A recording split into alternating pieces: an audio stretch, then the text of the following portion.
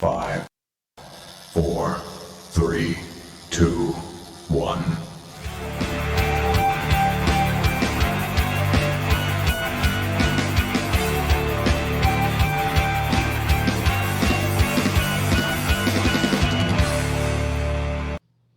What's up? We're back. Ow! Oh, wait a minute. Where's my hat? Although I should probably make sure. I'm bald on the stream. Oh yeah, I can hear you. I'm bald on the stream. That's like a sin, I think. This Oh. mic's hot. We don't need that one. Yeah. How about now? There we go. There you go.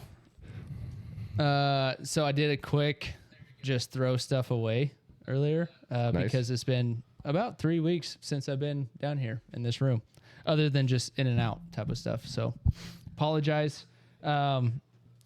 Looking at the scorecard earlier. Thank you for that scorecard. Oh yeah. And Oh yeah. This is good, like pre-show Yeah. stuff, not opening on the show. So that was going to be your only gift, Ooh. but then I got all this other stuff like by happenstance. So I was like, I'm gonna give it to Chris. Wait a minute. The course is called the Jewel. So the front 9 is called the Jewel. The back 9 is called the Woods. Dude, what a freaking cool thing. So the guy who designed it, he's like the Michigan golf architect. No shit. Like, yeah. So, The Grand 9. yeah. Woods 9. That is so cool. Or yeah, I guess it's the Grand and then the Woods, and together they make up the Jewel. So yeah, So the whole course is the Jewel. is the Jewel, correct? Okay. Yeah. The Grand 9 is called the Grand 9 because it's right next to the Grand Hotel. Yeah. Like literally the room Katie and I were staying in, I was overlooking the clubhouse in hole 1. No shit. Yes. Like it's right across the street. Oh, dude. So if I wanted to, on a nice day, I could sit on my balcony and watch people play hole 1 and hole 9. That all is day. so freaking cool. That is so freaking cool. Actually, here, let me. So like, And then, dude, I hate to even like want to try to play with these now. You know well, what so mean? I Like, thought if you wanted, they could go up here too. yeah, if yeah, you for want. sure. Let me look here. Oh, Oh, that's the back 9. oh yeah. So yeah, like my room. So like this is the street. My room was like literally like right here. Oh no shit. Yeah. That close. Like I just could. I could probably have spit from my room and hit the clubhouse. that is so freaking. Like just hocked a loogie. So those of you who are tuning in and it's like, what the hell are you talking about? Well, Mark and Katie, if you hadn't tuned in from the last episode, went on their 10-year anniversary trip up to Michigan to Manawak. Mackinac. Mackinac. Is how it's pronounced. Even though it Mackinac. looks like Mackinac. Mackinac or Mechanic or Nope. something with goofy. Mackinac. Yeah. Yeah. It's Mackinac Island. Just proves it's Michigan. You can use the ball marker. Yeah. But yeah, the Okay. T's. All right. Screw it. Like, yeah, keep And the then there's, the Jewel. I like it. Oh shit! I got another got it. T. I think we need to get a bigger shelf for all of our golf. I know. paraphernalia. I know. It's such a hard thing to get a bigger shelf because we're gonna have to move the bar out. So here's how nice this course was. I found multiple Nike balls and like these with like the logo and stuff on it, just in the middle of the fairway. Just people weren't picked. Bad shot, like, you know. Screw that ball. Oh, I only hit it 100 instead of 250. I'm leaving that ball behind. I'm just like, dude, I will take all That these. is mine. That is now mine. So yeah, you got the Jewel and the Grand, both listed on those balls. Hell yeah. So there you go. Sweet. I'm gonna I promote feel us like on we just need to Discord start and stuff. recording because this first episode or this first topic is just going to be this conversation, roughly. Yes, A little recap from I guess your I'll have to trip. post on Discord, but I have some updates, quite a few probably. yeah, I figured catch up's gonna be. Wait, why are we so dark? I Is don't this know. normally illuminated? Like Yeah, lighting but- us up? But I think it's just the camera settings because if you get closer, like it sometimes, I don't know.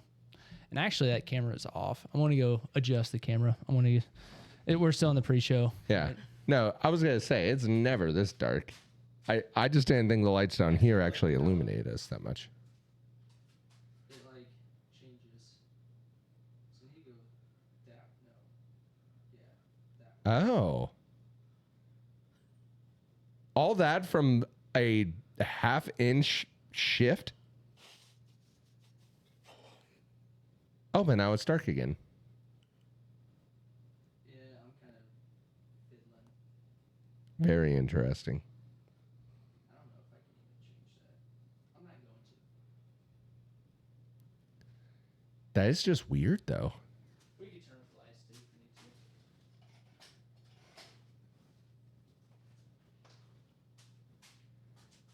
Do we need to try plugging that back in? Or where was that plugged in? By your feet? Or that's so bizarre. Why? That's so dark. It's freaking me out. Because we definitely have like spotlights on us.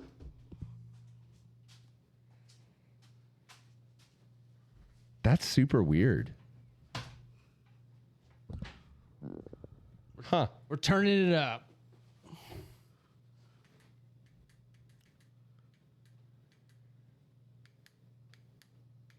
I can like feel the heat from the lights, Oh, but it's still dark. Because again, It's you still- were right when you moved the I need camera. to move it It was great. It looked glorious, and then like as soon as the camera stopped moving, then it was fine. I was gonna say it's still dark. I don't know what you did the first time, but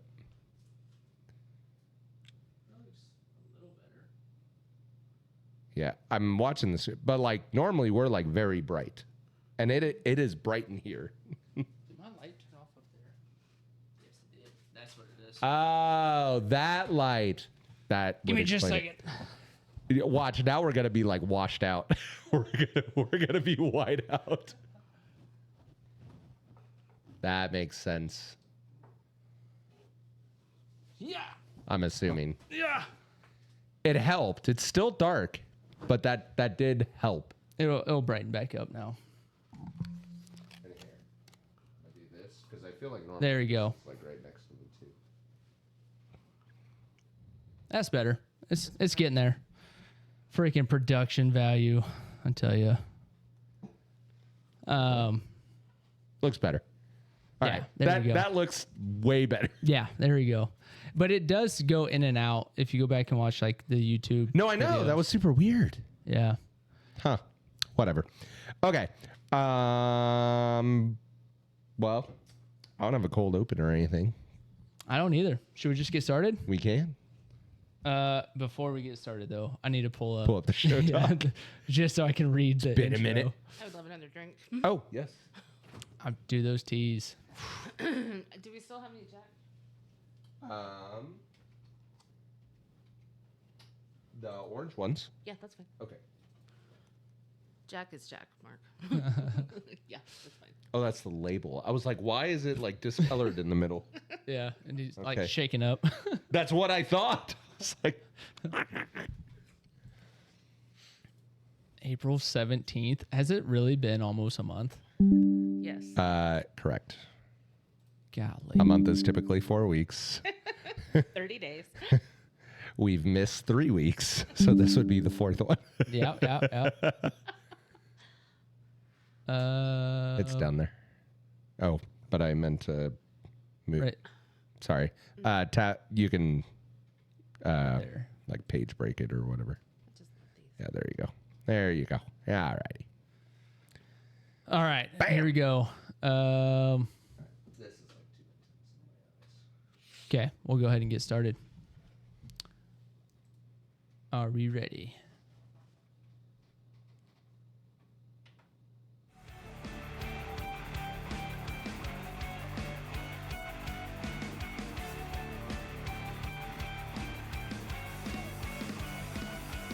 Coming to you live from the front porch. Welcome back to In the Middle Podcast. It's been a month. We're sorry, but this is a podcast about living life in the Midwest. So pour a glass, sit on your ass, and join the conversation as we talk all things sports, hobbies, and life's greatest conundrums. Mark, Psych! what's up, dude? Whew! Feels good to be back. It does. I will say, yeah, it might have felt like we took a hiatus. That wasn't, I don't want to say it wasn't planned because we knew it was going to happen. Yeah. But we also planned to record way deeper in the summer that we normally do. Yep. And then we almost always kick off like the fall shows when football season starts. So what actually is going to end up happening is season 11 is going to be like a 1 month break, similar to what we just had. Mm-hmm. But then we're going to start a whole brand new season, which will be fun and exciting. Yeah, because this is still season 10. It is. Yeah.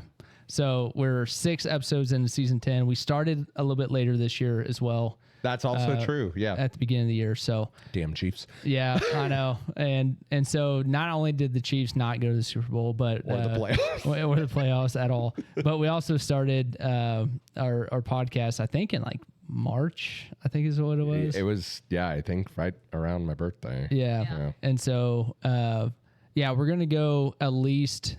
So the only week I'm gone as far as travel goes coming up is next month in June, and like the 15th. I was going to say, I'm gone 2 weeks in June, but otherwise I'm solid. Yeah. So The last week of May. last weekend of May. Yeah. Last week of May. Okay. But obviously it does not matter. You guys just go ahead. Yeah, we're gonna have to do. It does matter, We're gonna Hannah. have to do a show without you. We apologize, just so we can at least get to. I think we decided earlier we have 6 more episodes we have to record. Yes. So we 'cause can it's the finalize. decade season. So we can finalize I this can decade. call in because I'll be at a hotel. Oh yeah, there we go. Love it. Hannah on like call in. I like that. And so yeah, PD still catching up on sleep right now, dude. Dude, the day he comes back, we're going to get like 15 subs on Twitch because everyone's going to be like, oh, PD! I thought he left, dude. What happened? We thought he got fired, but he still maintained his sponsorship. Like, what is going on? Yeah. So he's adjusting still. With He signed a Max. 5-year contract. He's just not showing up for work. Yeah. Yeah. And we're glad to keep him on the books, to be We're honest. glad to keep taking his money. Yes. And so, no, we miss you, PD. PF tonight took a PPF. producer. Pharmacist, producer. Pharmacist, producer. Oh, yeah. PPF. Pharmacist, producer Fred. I just like saying PP. Took his wife on a fishing date tonight. Ah. And so, Good for him. yeah, I was like, I can't even be mad at that, you know? So, really It's not excited my about that. idea of a good date, but if it's hers, then more power Oh, to yeah. them. Katie's She's a fun always girl. shocked whenever I tell her I love fishing. She's like, you? And I was just like, there's nothing better. Dude, fishing is so just. I'm not a good fisherman, but I just like to sit there with doing nothing. you know? Here's the best part about fishing. It's the exact same thing as porch beers, except once in a while, an exciting thing will happen, which True. is like when that fish bites your line. Yep. Then you get 2 minutes of adrenaline. Yep. And then that kind of gets you excited for the next round of beers. True. That's very true. Fishing is The porch the sitting. the porch beer of On water. the beach. Porch beers on water, dude. That's all it is. Yeah. Fishing's Holy great. shit. And some of us don't like the water, so we'll just be content to porch beer. And if you have friends who are capable of doing this and they can cook the fish after Yeah, you there catch you it, go. Also, Yeah. like I mean, elite level dinner now. Very true. okay, I would go, yeah. Okay, so after I get the little fish hut built Yes. out there with the porch Yes. and a chair so you Yes. can rock and read a book. Yes. Okay. All right. That's going to be happen whether or not I win the lottery. Okay. But for sure after I win the lottery. Okay. Which I was going to check this. Still haven't checked yet. Mega Millions did get drawn last night. I don't know if I won. This is a good quick check to see if what the no, it's at 251 million now. Darn it. Bummer. So, but I might have won like $1 million or so. I'll okay. have to check my ticket. That'll at least build a fish hut. Yeah, it'll build a fish hut. I know that. We'll take it. So yeah. Anyway, let's get back onto track here. Let's get through this No, before it's we okay. Yeah. get caught up. Look, before we start the show, even Yes. though we've already started in our, Yes. 5 minutes in, Damn it. we got to shout out our Patreon supporters, Miss Hannah Haggard, Mr. Joe Roth, and Mr. Eric Rourke, and of course our longest reigning supporter, Hunter Key. We appreciate everybody on Twitch that has subscribed, and just anything else that's going on there. But of course, we pre-mentioned it, our Dad Joke of the Week, sponsored by McNary Chiropractic Family Health and Wellness here in Russell, Kansas. Go see PD. I saw him before my anniversary trip. For all of your family health and wellness needs, Sipe, what is our Dad Joke of the Week, guaranteed to crack you up? All right. A ham sandwich walks into a bar Had one for lunch. and orders a beer. Ooh. The bartender says, "Sorry, we don't serve food here." I like that one. That's a good one. That's probably one of the better dad That's a jokes that good we've had. dad joke for sure. Dang it, I don't have a pencil to mark it down. We'll love remember it. that one. That's good. Yeah. Holy How can cow. you not remember that? Yeah. We don't serve food here. We don't serve food here. So, yeah, thank you, PD. We always love the support, and thanks for sponsoring the Dad Joke of the Week. And so, before we get started, though, into other topics and understanding what the hell we're going to be talking about, which I think we're somewhat sure of what we're going to be talking about. Yes. Be sure to go over to Twitch and subscribe, support us on Patreon, join the Discord community, look at all of our other socials and links by using the ITM Kansas handle, and don't forget to go by the merch store. Mark, your shirt's still up for sale right now. Oh, God. I haven't taken that down yet, That's so funny. but I believe we have an 80s and a 90s logo shirt. So go check that out. By the way, I've had a request to get like this The type rope- of a hat. the rope style? Well, the rope, but then also like I Oh, don't want to say a patch, but like it's like a PVC material, or it's like a sticky. a raised Patch. logo. Yeah. It's not printed. It's like you can touch it. Yeah, that would be sweet. Yeah. If we could get some premium hats like that, maybe. Don't we have a badge one, like the brown badge? I thought maybe we had gold. one on there. We have a gold one, Gold badge. gold badge. Yeah. Yeah. That I saw it on Friday. I was like, that would look really sweet with an it would. logo on it. So there you go. All right. We're gonna have to work on that one. It might not have to be on the whatever site Oh, that we at the Square or whatever the it is. fourth wall. Yeah.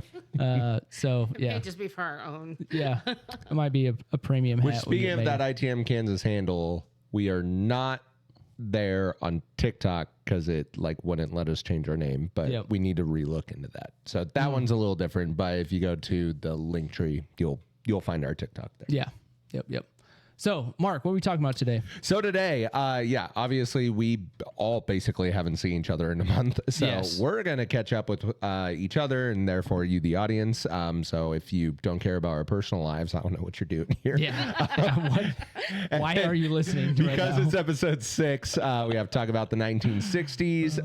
And then here's how you know it's been a while since we recorded. The last time we recorded, we were talking about the first golf major of the year. Yes. And now we're going to talk about the second golf major of the year, There we go. which is the PGA Championship. And they only happen once a month for 4 months. So And at this rate, we will end season 10 with the UK Open. the UK Open. Oh, geez, Louise. Or the FedEx Cup. Who knows? Oh, gosh.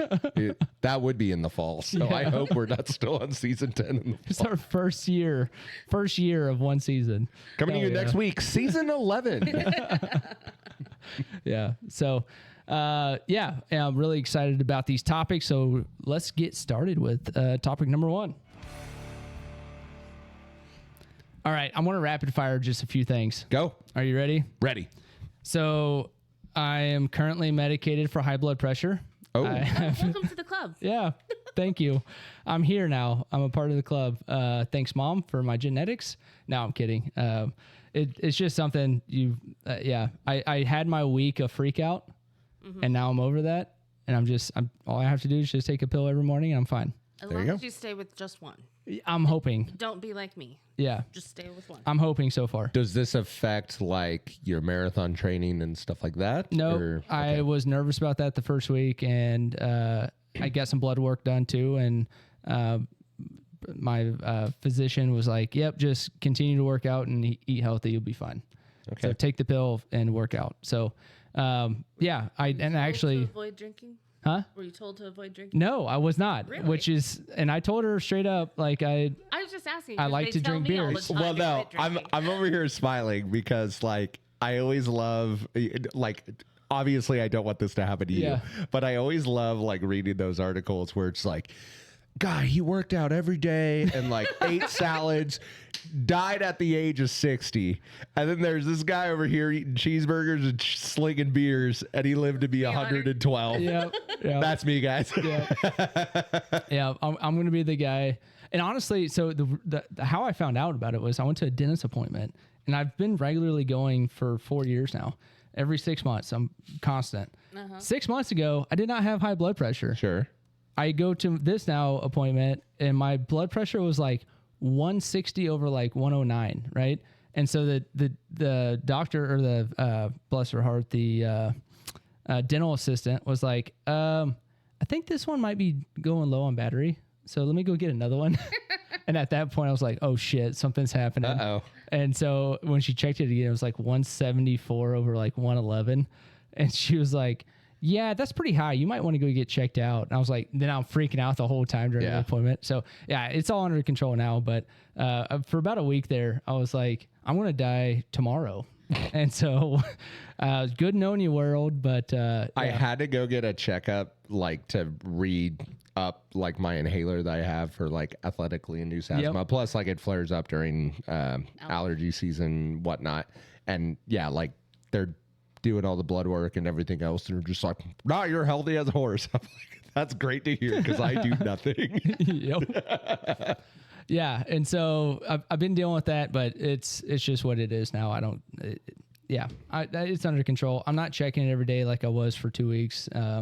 It is what it is. And when I start feeling it, getting it a little bit higher, which I'm starting to finally learn what that Like feels like. recognize, sure. Yeah, which I didn't. Yeah. Like it was a complete shock to me Like sitting in your the. head starts to hurt. Yeah, and so mine doesn't hurt. It's just like a throb. I know when mine is that high. Yeah. Well, actually, we built which you guys haven't seen that yet. Holy shit. I haven't seen you in a month. Yeah, we built a playhouse in the backyard. I did. Well, I actually drove by. I was coming down the main road and I saw a bunch of vehicles in your driveway. I was like, what the hell is going on? Yep. And then obviously like I'm able to sort of see Over the like fence. Yeah. And I just saw all that and I go, oh, that's why he did invite me. You're building something. I would just be standing there drinking all the beer. Yeah. So Was not offended as soon as I saw what was going on. I was like, thank you for knowing my place. So yeah, that weekend, obviously had like 10 beers that day, building the playhouse. Sunday, I wasn't bad. I had a splitting headache first thing in the morning, like 5 o'clock in the morning, woke me up. Yeah. And so, Hangover. I was like hangover. So I popped a couple ibuprofen, went back to bed for a little bit, went to church, felt fine the rest of the day. Monday, went to my dentist appointment, and I had like a mild headache. It wasn't anything crazy. I was like, yeah, Saturday was pretty rough, you know? And then that's when I found out that I had high blood pressure. Interesting. And so I was like, maybe it's just like, I need to get this worked out in my system for the week. So no beers during the week. I slept really well all that week, everything else. And then, I started my blood pressure medication though on that day on Monday, and like it was starting to slowly come down. And I was like, dude, when is it going to get back to normal? Like 120 over 80, you know? And it never did.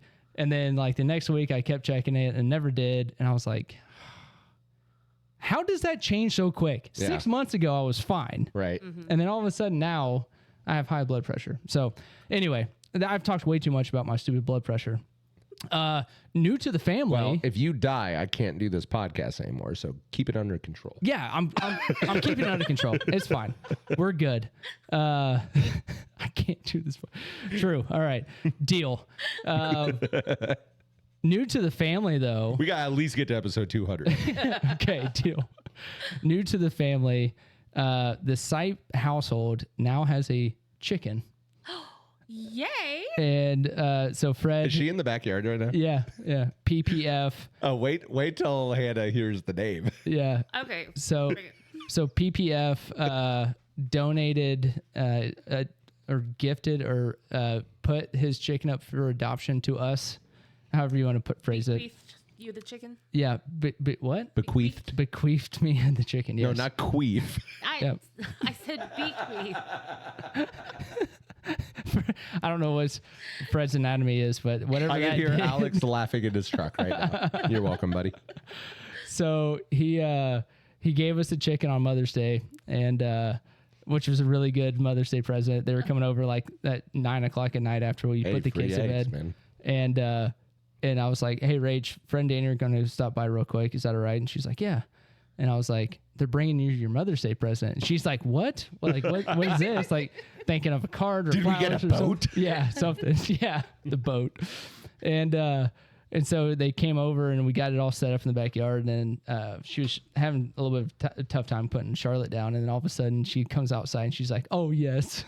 And so we have a chicken. We have the chicken hut too that they gave to us. It was their very first one that they started out with, and we'll eventually give it back to them because they start like smaller chicks off in it. But yeah, we have a rest in peace, Shady Race. Yeah, sorry, Rexy.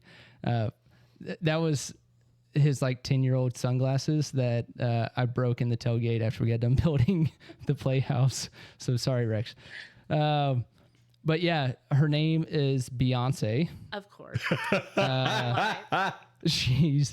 She's a beautiful black hen. And I was told that she only lays eggs every 2 to 3 days, but ever since she's been at our house, she's laid an egg a day. So we are 3 for 3 on eggs. Wonderful. But the whole reason that we got her, they had 9 chickens. We got Beyonce, but the other 8 chickens were bullying her. Of course. And so like one of her wings like has like half the feathers on it right now because and like pecked her down to a nub like on the end of her wing. Jerks. And then like all around her neck was picked down, and then on her back had a big bare spot. So it was either us take her or she's gonna die of dysentery or something. I don't know. Poor Beyonce. So we have Beyonce.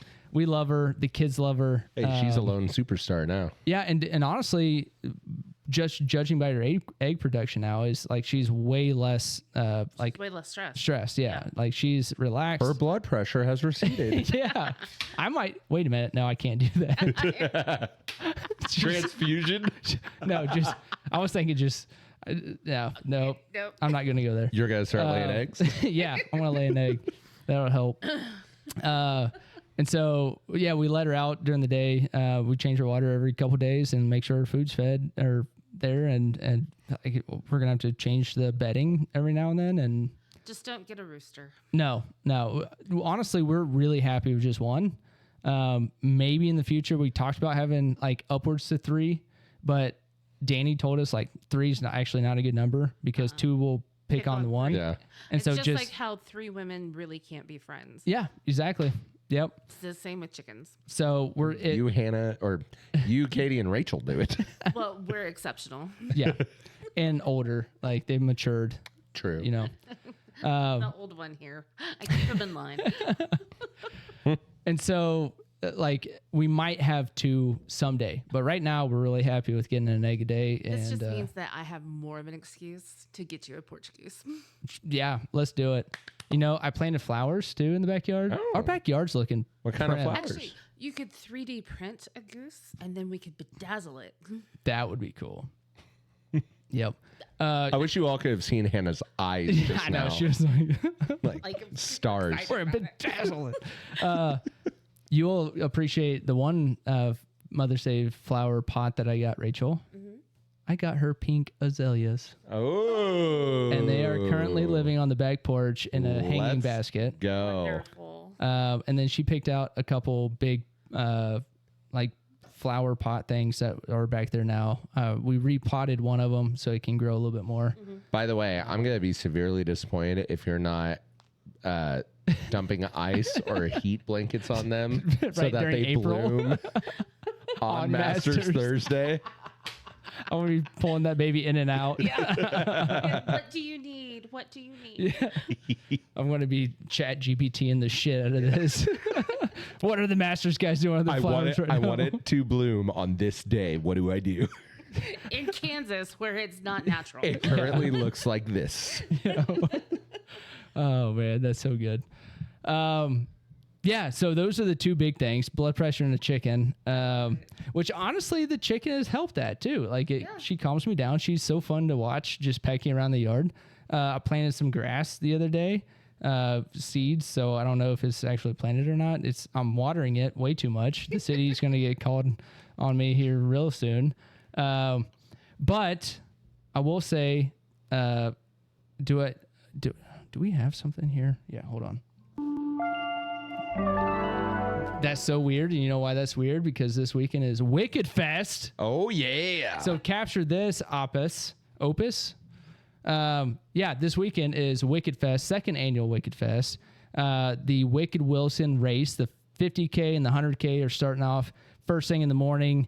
I think the 100K kicks off at 7:30. The 50K kicks off at 8:30. And then the kids bike race. Yeah, a new race this year. So get Jack down there and get him signed up. Dude, Jack would hold on. Yeah.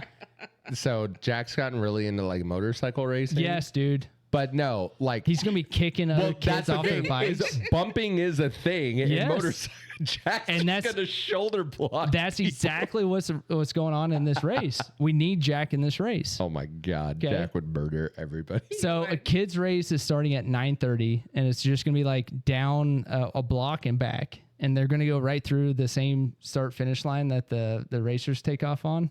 So super excited about that. Also at 9:30 is a Suds run. Yes, second year. Suds 9:30. run. I thought it was at 10. So yeah, the registration starts at 9:30. Oh, okay. I was like, dude, I can't wake up and And be roller functioning. skate at Yes, you 9:30. can. I Yes, can you do it can. at 10. And then, so yeah, 10 o'clock is when the race starts. A lot of new stuff this year. We have a start finish line dedicated just for our race. Love it. We have wristbands that are customized that you get to keep, and you'll actually maybe wear them. Like they're reusable. It's not just a nice. like clip off type of thing. We also have 5 different categories to win a trophy this year. So if you're not going to win the 5K Suds run, which is the 3 beers and 3 miles, right? Which is gonna be Brandon. Yeah, Brandon Yeah. kicked ass last Yeah. year. Dude. No, It was Brandon's like, winning that. It's like 21 minutes last year. But the first place guy is going to get a trophy. Our first place participant is going to get a trophy. And then we're going to have best costume trophy. And these are all trophies. I'm not gonna wear. These are all trophies. That was a joke. I was hoping it was serious, but anyway. No, I can't. My statement still holds true. Because I didn't know about it, I will say next year what I would like to do. You've seen the movie Accepted, right? Like where they do the fake college or whatever. Oh yeah. Okay. Yeah. No, I always love the like guy who like wants to study rock and roll. He's got like the mullet and the sunglasses and like the fingerless gloves. Yeah. Like I would probably show up as that with like a boombox one year. Yep. But like I don't have enough time to get that ready. So next year I will go for the best costume award. But I still urge you to do a costume because I don't know how many people are going to be costumes. So if you're the only one, you automatically win a trophy. Just saying. I'll throw my black wig on, I guess. My emo wig And like, and eyeliner. it's something Any patriotic. So you're the emo 4th of July participant. It's not the 4th of July. I know, but it's a costume. Wait. It's a costume. It's called Wicked Fest. What if I Yes. just paint myself green and put a broom between my legs? I love it. Because I'm flying. I love it. I love it. You could wear Isabel's Halloween costume. Isabel's. I don't know if that would fit. I was going to say, that's Just saying. a person He's a that's quarter like of my size. I know. quarter, we could dude. figure a way. So, all right. Best And a 16th of my weight. best costume, and then we're gonna have the best vibe, which is gonna be at the crowd favorite, and the That best one I could win. Yeah. best family outing. So I don't know how we're gonna judge that one. If it's gonna be like just sheer number of family involved, or I think how pumped up the family is. yeah. So again, crowd favorite of the family. Yep. What's my last one? I have one more. Dang Fastest it. beer Anyway. consumed? I don't know. No, there's one more, and I can't think of it right now. But Which, we're for giving my 5 own knowledge, trophies out. I assume the beer is coming in the form of like a mug. No, it's in cans. But we talked about shotgun? also, yeah, absolutely. That's what Brandon did last year. Dude, Brandon just gone. No, I know. Because here's the deal. Deleted. I'm terrible at chugging like out of a glass. Yep. So I was actually gonna say, hey, do you mind if like instead of giving me like a bottle of beer like out of the tap, like can I do cans? No, so yeah. now that I know it's cans. It's all cans. Now, granted, I'm cheating because I'm on roller skates, but I will absolutely. You're participating. Well, I didn't. Yeah. No, but what I mean is I'm gonna feel bad. I'm gonna feel bad if I quote unquote win because I'm on roller skates and therefore like that shouldn't count. You won't. The first place should go to the runner. Yeah, you won't win. But what I'm just would have saying. what would have slowed me down would have been if I had to chug out of a mug. No, what's going to slow you down is not being able to stride out on bricks. You're going to be roller skating. No, on I'll be right bricks. on the side where it's the sidewalk. You could. It's still going to be rough as shit.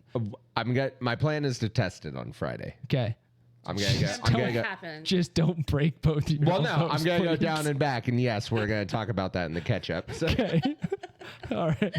So yeah, the trophies are a big thing this year. There's also going to be a ongoing year-to-year cup. So whoever wins it, Brandon's name's going to be on it this year, and then I'm going to have to 3D print a new plaque for this year's winner. So go out and try to win this cup. I'm talking to a sponsor right now that might be the home place of said banana cup, Ooh. and it's going to be on display for the whole year. And when people look at it, they'll be like, "What's that?" And it's going to be for the Suds run. So, shout out to Wadby's, who's sponsoring all of the beer garden for us again this year. She's going to have the name of Wadby's on the back of the shirt, which is by the way, this year's the 100th anniversary of Wadby's. I don't know if you guys saw I saw that. that on Facebook. Yeah. I did not know that. Super cool. 1926 to 2026. So really cool on that. But yeah, it's going to be maybe a little bit down in numbers as of right now than last year, but I foresee a lot of people sign up day of. And we're going to be way better prepared this year for that. New shirts this year. I'm going to have a banner this year that's going to be on the start-finish line. No big stage this year because we don't have a band, but we are going to have some sort of stage that we can do announcements on. And your boy isn't running this year. I am full on race director mode on Saturday. Okay. Full race on director. Mostly because my wife said last year that I'm not allowed to run in it if I'm putting it on. So Yeah. So I agreed with her. So Hard to host and participate. yes. So I'm going to try to be Not quite like Cypapalooza, where it's okay to host Yeah. and participate. yeah, because all the work's done up front. Exactly. This one I have to kind of work during it, and so. But Katie is going to be not your Katie. Katie Ravel, Mrs. Ravel, the principal, is going to be emceeing along with me. We're going to have a mic that's connected to the downtown speakers to be able to talk through. So we'll be able to give all the commentary during the race through those. And I'm really, really excited about it. I think this year is it's going to be just a little bit more tuned up than it was last year. Last year was a lot of fun, really good first outing. But this year we're hoping to kind of just tighten everything up and make it more about the participants than the actual race. So really excited about it. And then we have the Backyard Olympics that Rexy's putting on this year. You have cornhole, you have Beersby, you have Can Jam, and Washers. Okay. And so you get a team of 2, and you essentially play all 4 games, and the person with the most points at the end wins the first place prize, and they're paying out, I think, 80% of I was gonna say I would prize. be great in that, other than washers. Terrible at washers. Yeah.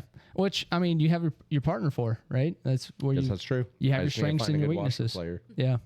So, and then after that, we're going to end the day off with a street dance. We're going to have vendors down there during the morning and the afternoon. And then that night, we're going to have a street dance. So come on down to Wadby's, get your food, get into the beer garden outside of Wadby's, and just bring a lawn chair and just be a part of the community for that night. Really excited about the second year of Wicked Fest. So come on down. That's really all I got. There you go. What else do we have?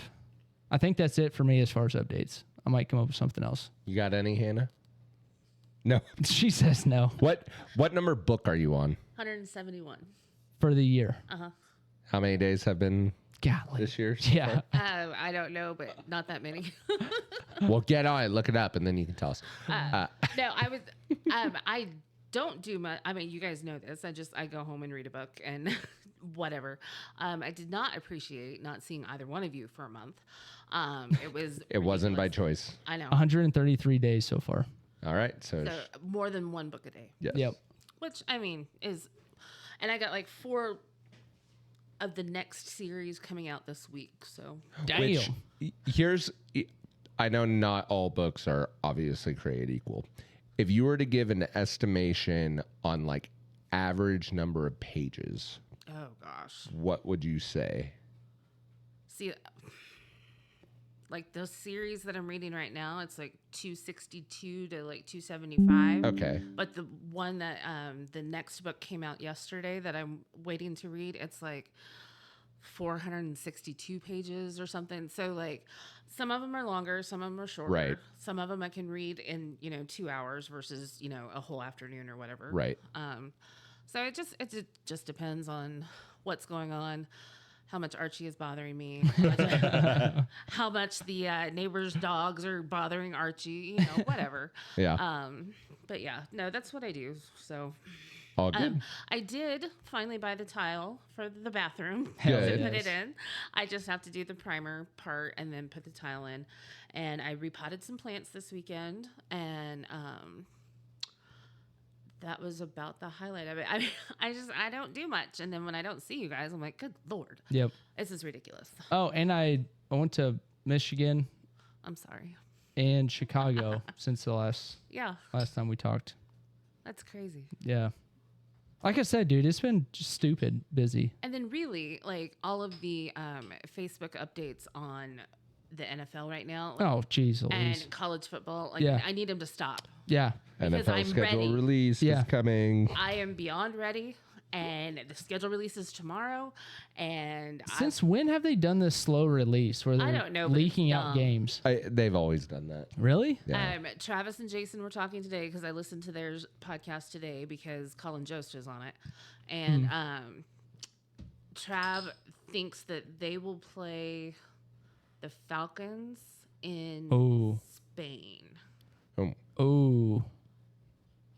Huh. I don't know how I feel about that. I don't either. I mean, Falcons are going to be terrible, so it's fine. We hope. They're gonna. Mark's not so early release comes out tomorrow. Hey, look, I've done some preliminary stuff.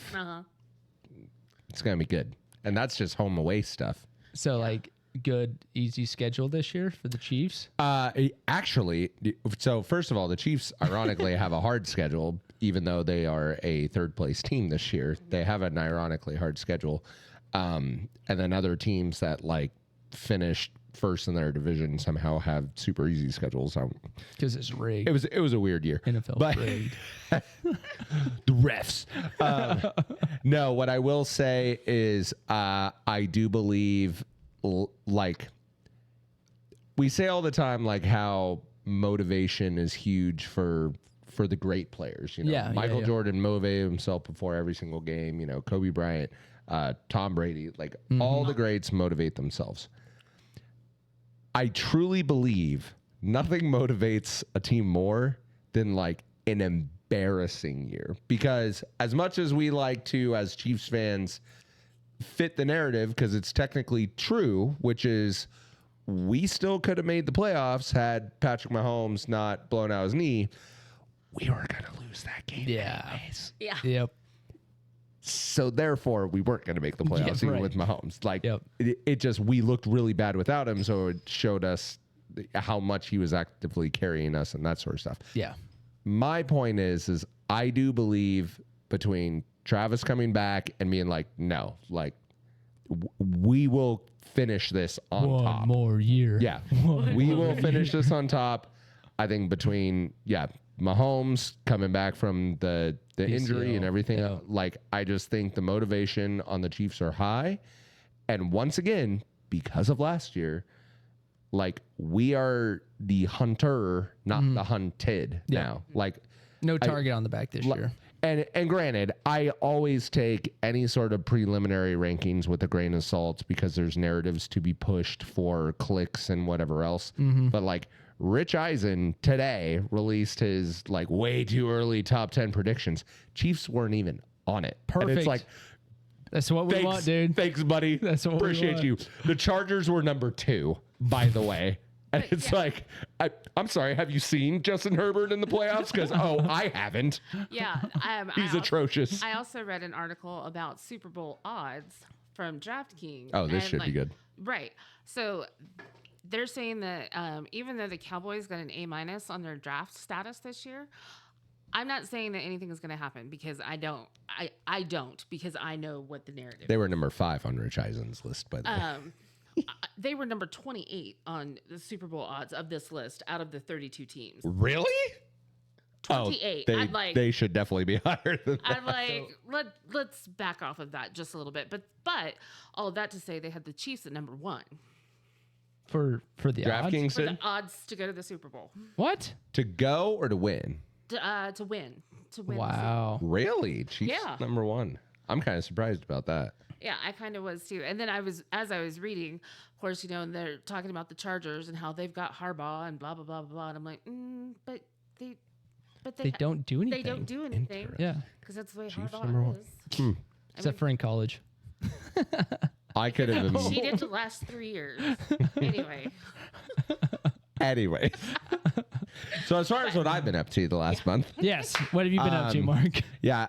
really, it has been crazy busy for us as well, and I can't even tell you like specifically like, oh, we had like this particular event that we don't normally have. Like it was just normal stuff like daddy daughter dance and like we got a new roof on our house finally with the insurance money and like all that sort of stuff from 2 years ago. I was about to text you guys because that was like the day you left or the second day or something. Yeah. Uh-huh. And I was about to be like, I don't know how to tell you guys this, but somebody's tearing off your roof right now. No, that was planned because we knew the kids weren't going to be home. You but, just left. the first thing I do want to share, ironically, a lot of my news is golf related, which is also ironic because we're talking about golf in topic number 3. Yes.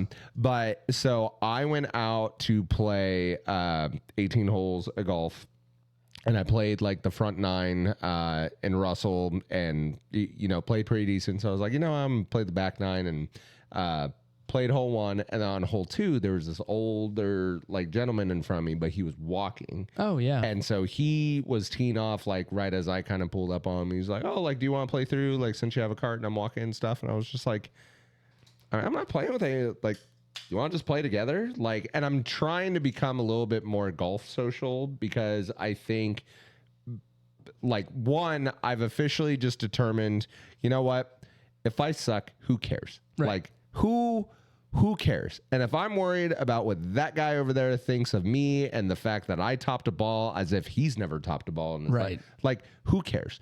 But then, beyond that, it's like, yeah, golf's more enjoyable with other people. Yep. And so I invited this guy to hop into my cart, and turns out this dude was from Canada.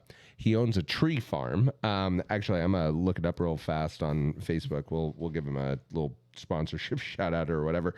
Canada, eh? Yeah. Do you remember what Providence? So he's actually out of.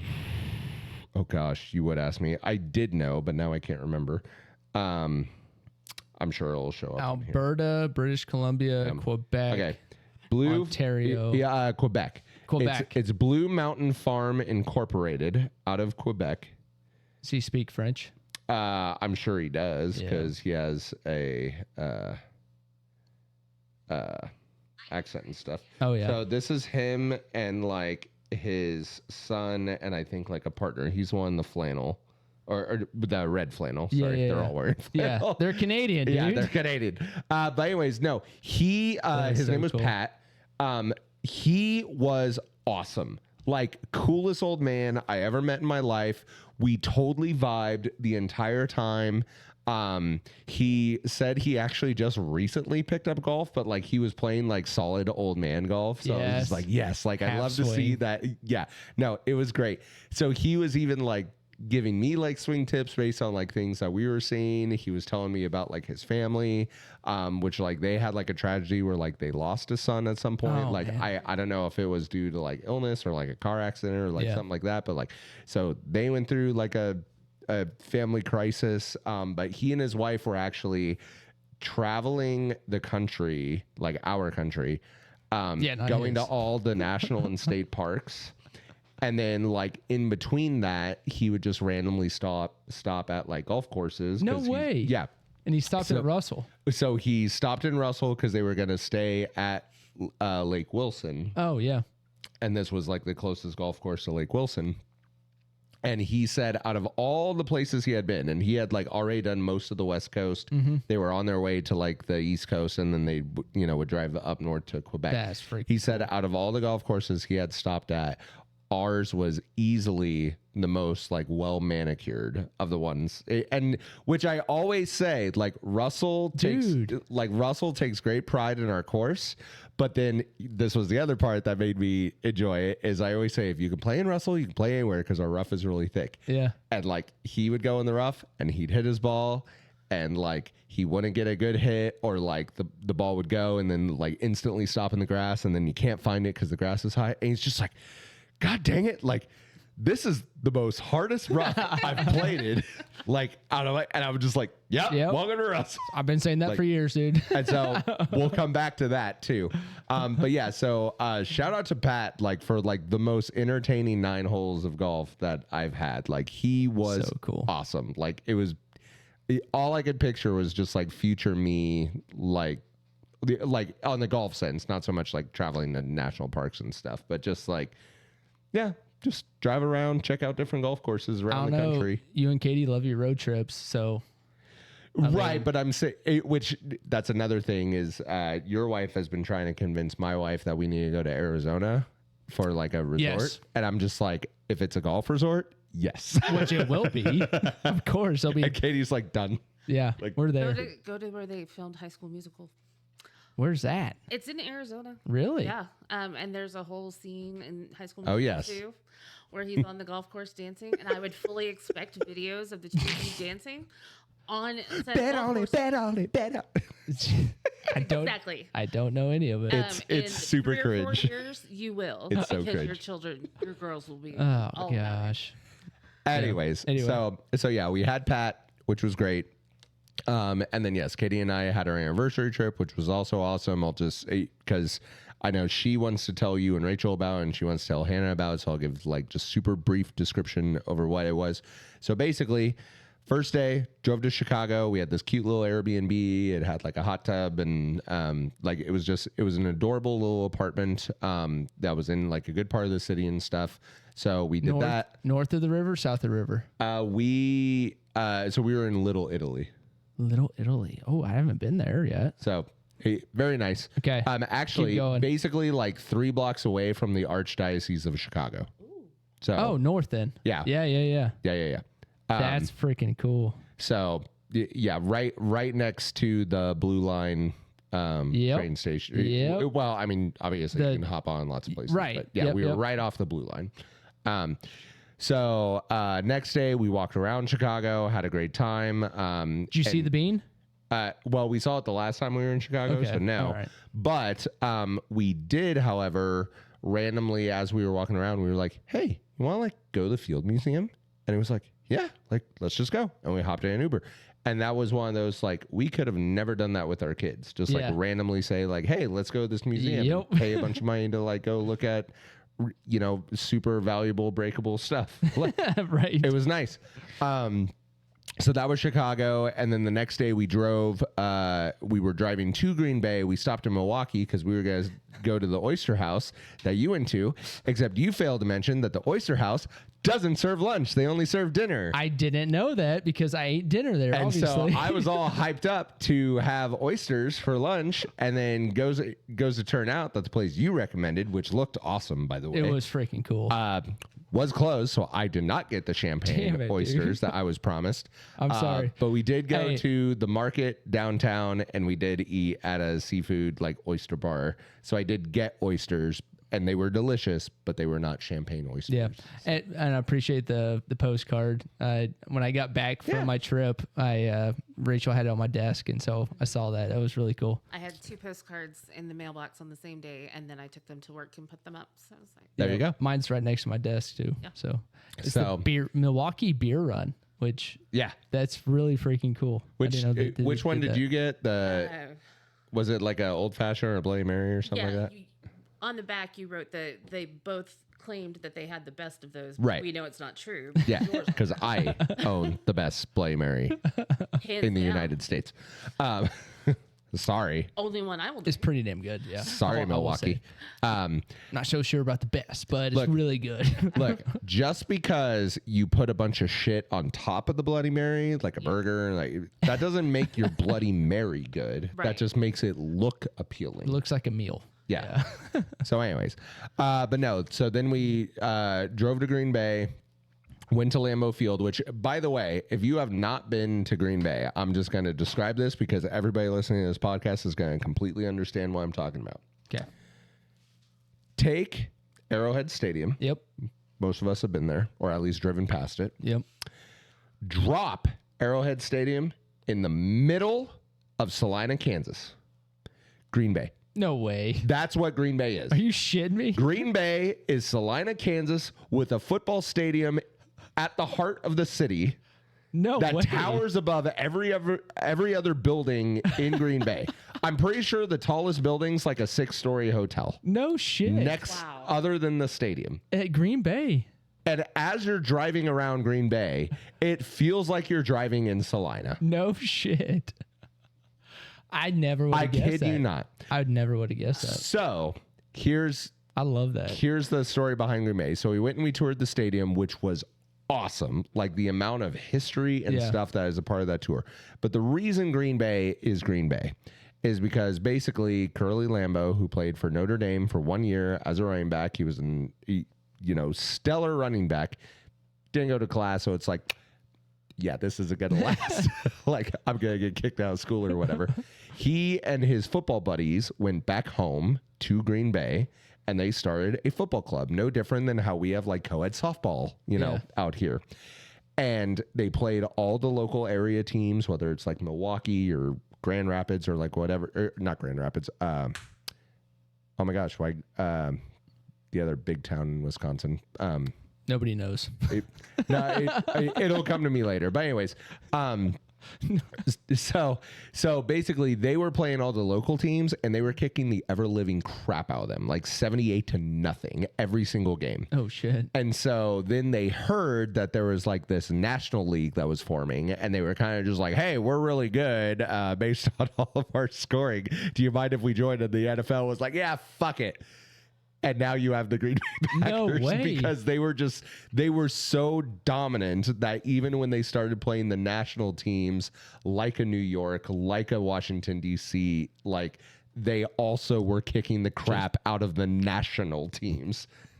And that's why Green Bay is Green Bay. Has a National Football League Yes. team. That's crazy. So, yeah, imagine if you would, Russell, Kansas, just... Oh yeah, we play Hayes and we play Salina and we play Hutchison and then we play Wichita and then we play Kansas City and we're just beating all those teams in football, whatever, 78-0, and then it's just like, hey, the Chiefs, you want a scrimmage? And then we beat the Chiefs and it's like, oh crap, we gotta let these guys build their own stadium. Oh great, we need the funding. Yeah. Wait a minute, how can we do all Which this? that's also part of the history is How can we do all this because funding? Green Bay is not a major market. Anytime they're in financial crisis, they quote unquote sell the team. Yeah. which is to the stockholders as a publicly traded, thing. And of course, like, who doesn't want to say they own the Green Bay yep. Packers? And so literally every time they've done that, the shares are more expensive. And Yep. nope. It's like, oh, we're super in debt. Not anymore. We are Green Bay's team, owned by Green Bay. Madison, Wisconsin. Madison. That was, thank you. That was the one I was thinking of. Spotted Cow is out of Madison, isn't Yeah. it? Yeah, Spotted Cow Brewery. So I had Michigan on the brain, so I was like, Michigan, Grand Rapids. No, Grand that's Rapids. not right. Madison, Wisconsin. I got delayed out of Grand Rapids coming home. Sucked. But anyway, so no, Green Bay was great. And then I actually got drunk in the hotel lobby with 2 random guys, which was really fun. In Green Bay? In Green Bay, yeah. Oh, It was a good time. They were buying me drinks because they were just like, oh, it's your 10-year anniversary. Like, where's your wife? I'm like, she's already in bed. I just wanted to come down here and drink. And they're just like, hey, we'll buy you drinks. And so that was a good time.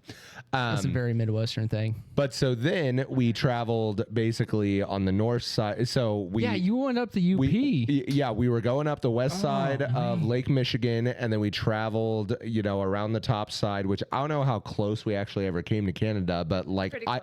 I didn't realize like that you could actually do that without driving into Canada. Yep. Because my immediate thought was, oh my God, we didn't think this through and we don't have passports. We don't have our passports. And we like totally went onto the wrong side of the lake. But got needless to stuck say, in we were Canada.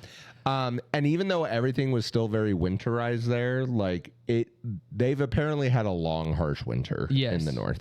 In the UP specifically. But it was gorgeous. So then we go to St. Ignace, and I called so there was a golf course like 5 minutes from our hotel. And I knew we were going to get there with time to kill. So I called ahead and I was just like, hey, like, is the course open? They're just, because it was also cheap, like cheaper than Russell cheap. Oh, shit. And so I called ahead and I was just like, hey, like, are you guys open? Like, I know you've kind of like had like, and they're like, yeah, it literally snowed this morning, but we are open. And The I was just country like, club? great. St. Ignace. Yeah. Golf and Country Club? Yeah. Dude, that's cool. I see it on the map right now. So I was just like, well, so we're driving there and I should be there in about 4 hours. And they were just like, oh, well, we closed the clubhouse at 4. But honestly, no one's going to say anything. No way, dude. Are you good to walk? And I'm just like, hell yeah, I'm good to walk. And by the way, it is 30 degrees outside. and they had snow on the ground earlier that day. And so I was just like, yeah, I'm good to walk. So I pull up to the golf course after dropping Katie off at the hotel so she could do like some more Mackinac research. Because obviously she's like, I ain't going out there. It's cold and we're walking. No. So I show up. The high school golf team is holding practice. And there's a group of them, and you could tell like all of them like their families golf because they all had carts, but there was like one kid who like couldn't like fit like on the cart with all of his buddies, so he was just gonna walk. He's like, do you just want to play with me? His name was Aiden. He was awesome. And he kind of served as my caddy. Yep.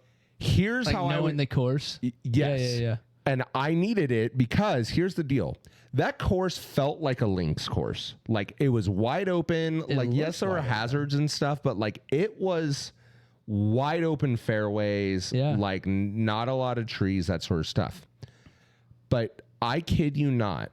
First of all, their rough was like nothing compared to Russell, like polar opposite of what Russell's rough is. Yeah, it all looks dead. And then, but that's the thing is in my head, I'm like, it's wet. Like it was actively wet on Right. the golf course. There were 2 holes we couldn't play because they were literally like underwater. That's how wet it was, Chris. Yeah, all the snow melt. Okay. Right. Yep. But think about this. Course is sopping wet, right? My shoes are muddy. They're caked in grass and dirt and everything else. Yep.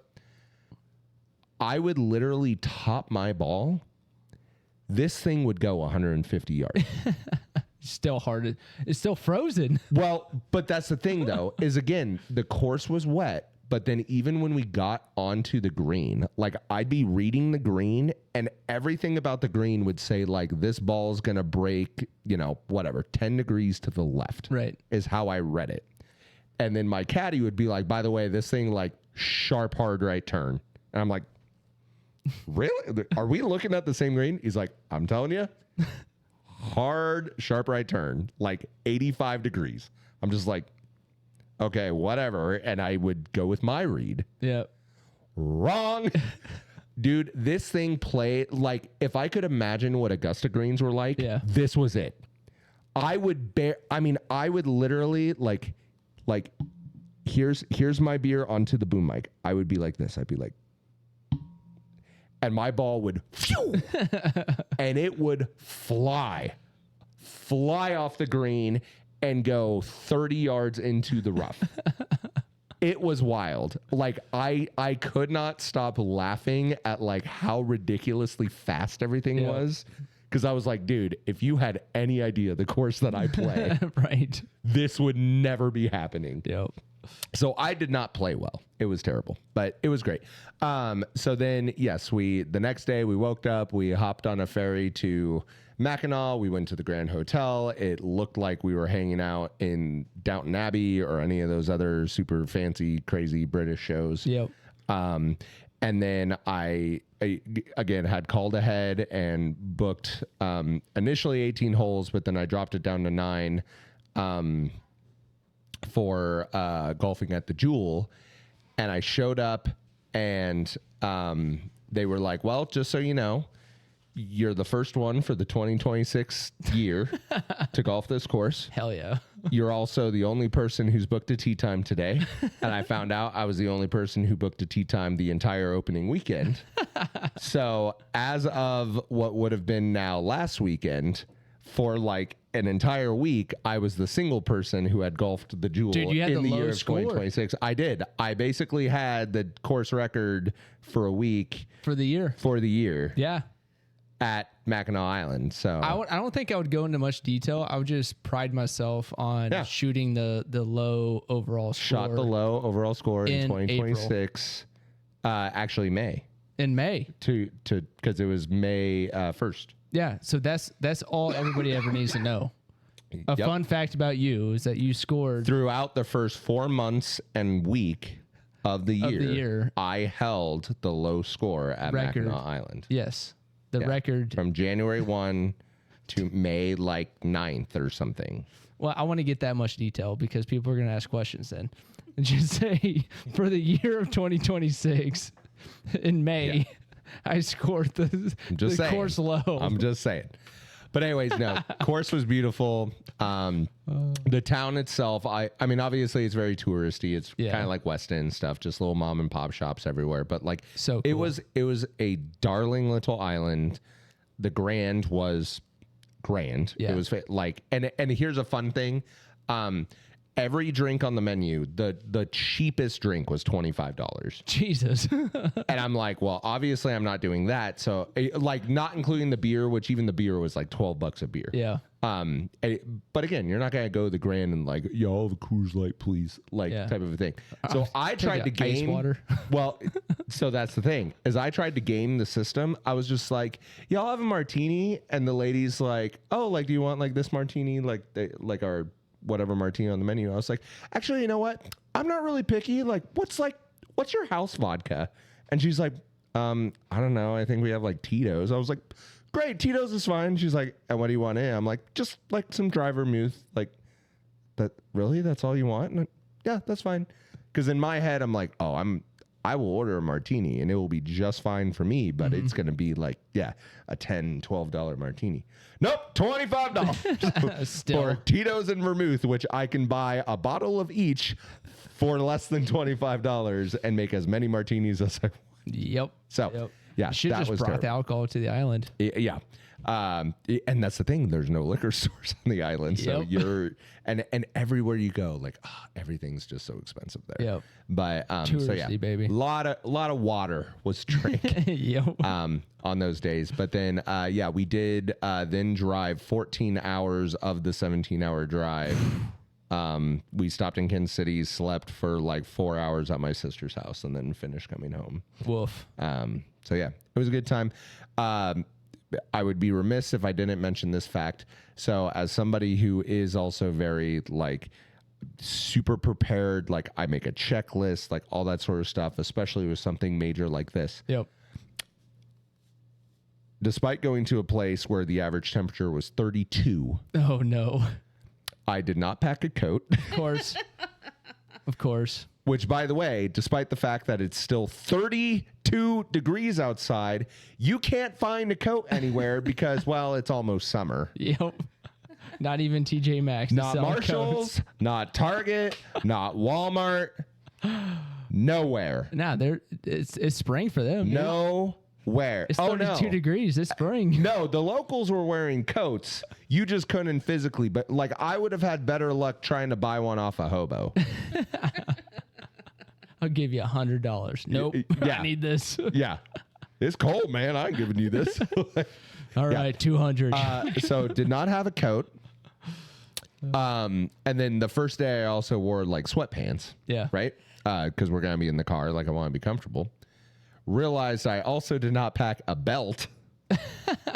And I'm the type of person that doesn't have an ass to hold up my jeans. Yep. So that was, guess what we did first? Went to Marshall's. Got a belt. Got a belt. They do sell those still. They do. Okay, Yeah. all So I did manage to get a belt, but the idea that I had to spend the first few hours walking the streets of Chicago till we got to Marshall's holding my pants up Yep. was pretty hilarious.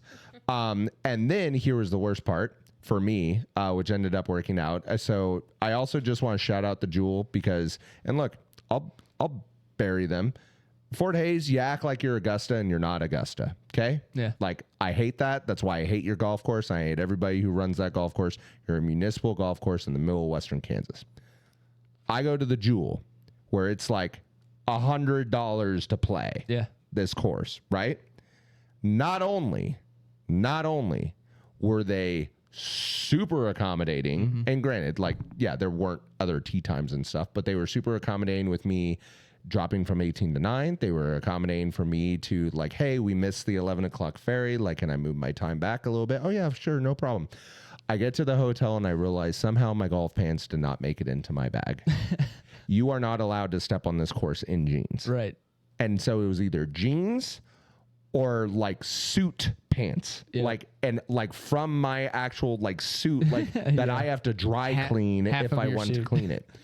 And I called them. I was like, do you guys have any like pants available for me to buy? And they're like, well, we have shorts, but yeah, no pants, like golf pants. I was just like, oh my God, like I'm so embarrassed. I can't believe this. And the guy's like, how tall are you?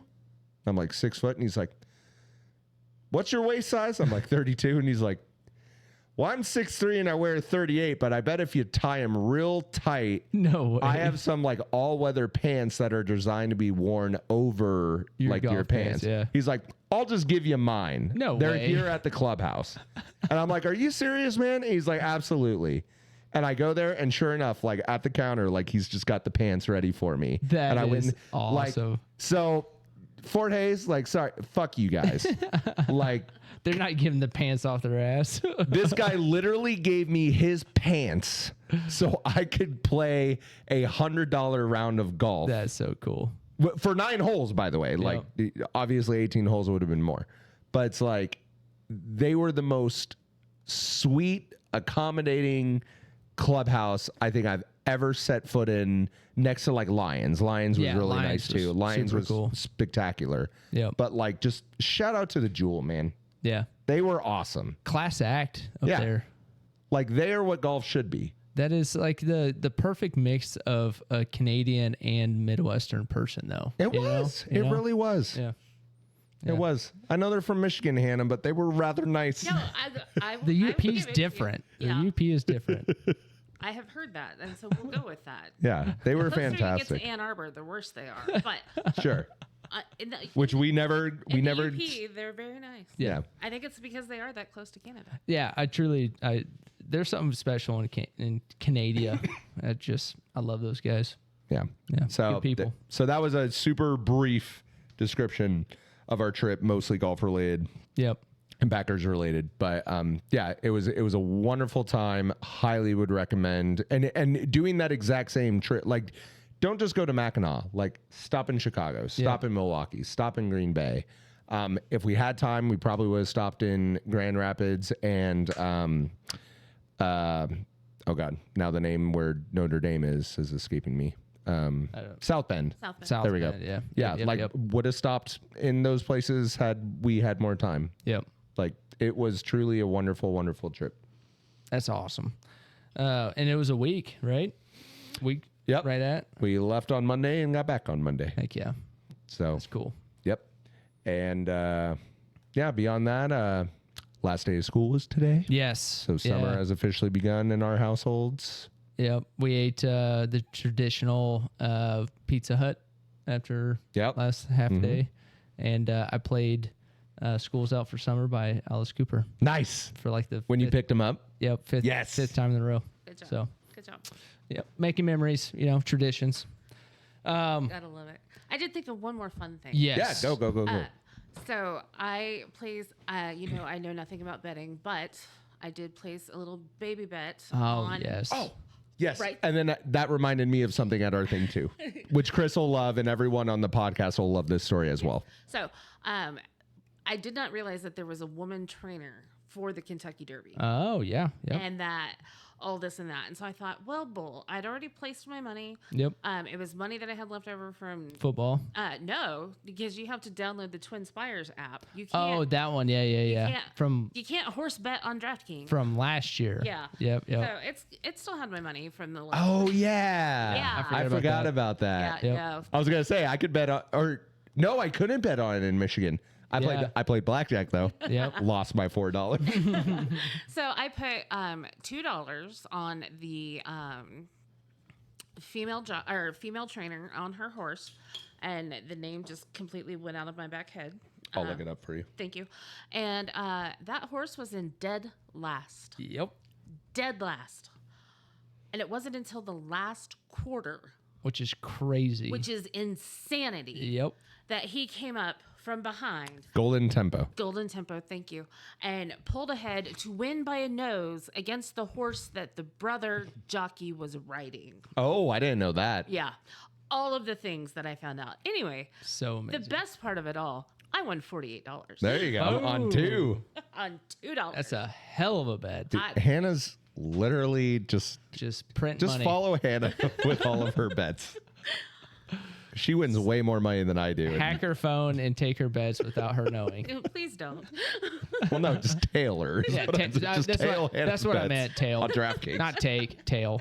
There you go. Yeah. So anyway, No, so I'm happy you mentioned that because the other part of our trip that I forgot to mention is before the Kentucky Derby. So they have like these little events in the hotel for like all the guests and stuff. And it's very like come and go and that sort of stuff.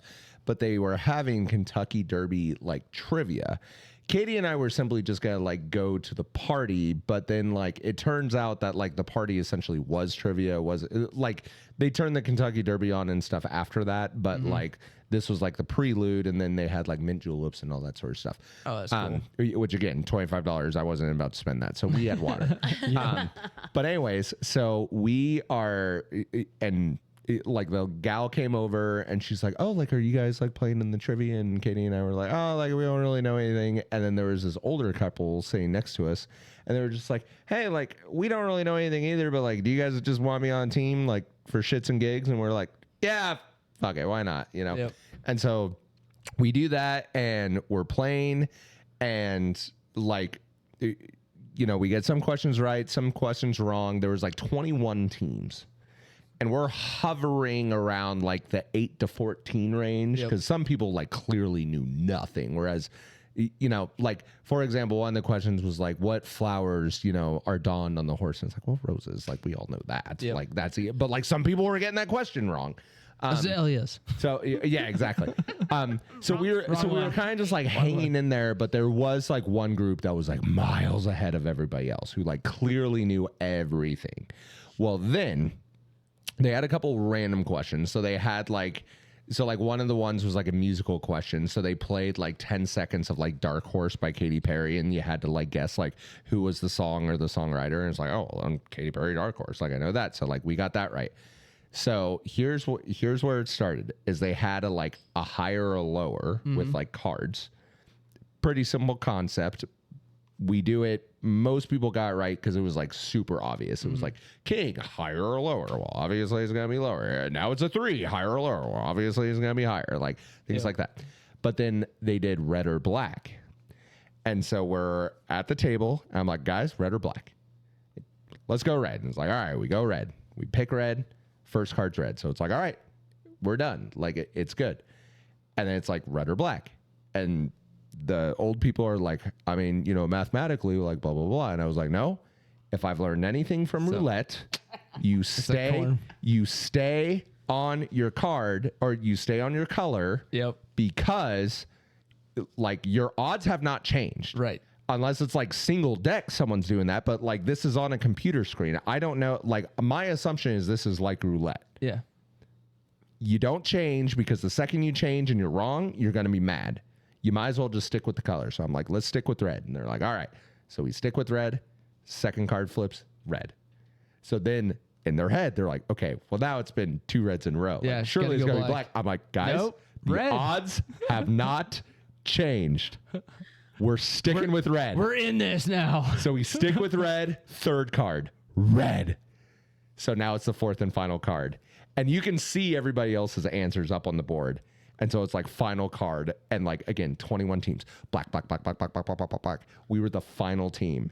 Everybody had chose black. And I'm like, guys, Red. if this isn't a fucking sign from It's red. God. Red.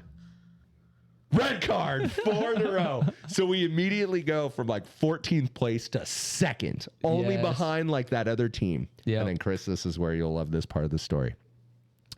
Do you remember when we went to Weston Yep. and we were doing Disney? I Yep. asked because you were very drunk I during was, this entire but- this thing. And I also suck at Disney, but yes. You do.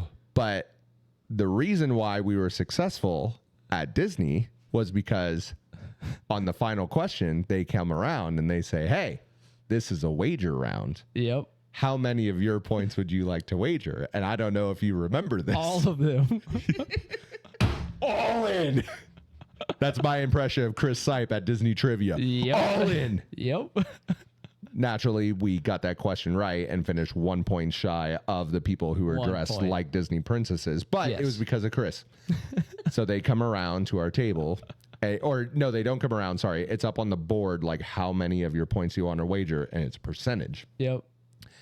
And it's, you know, we're in second place. And so naturally we're having the conversation like, do we wager a lot? Do we wager a little? And Katie just looks at us and she's like, guys, I mean, we've made it this far. It's all in, baby. We got to go all in. And so we're like, all right, all in. So we hit the all in button. And then the question that pops up was, what time does the Kentucky Derby start every single year? And without fail, Katie, do you want to guess? 2:00. No. Wrong. That's what So time we started without watching it. fail, Oh, shit. they had 4 times on the thing. 4:10. And Katie looks at me and she's like, Mark, they started at 5:57, or like I think that's what it is, 5:57, like local time. She's like, it's 5:57. I was just like, are you sure? She's like, don't ask me how I know, but it's 5:57. I'm just like, all right, 5:57. Clicked it. So then, like, they don't even tell us if we got it right. Right. They immediately go into the top 3. So it's like third place, you know, team whatever 12, and they have like a fancy name, like the Ringnecks or whatever, and then team 4, and they're like the Disney princesses or whatever, and it's like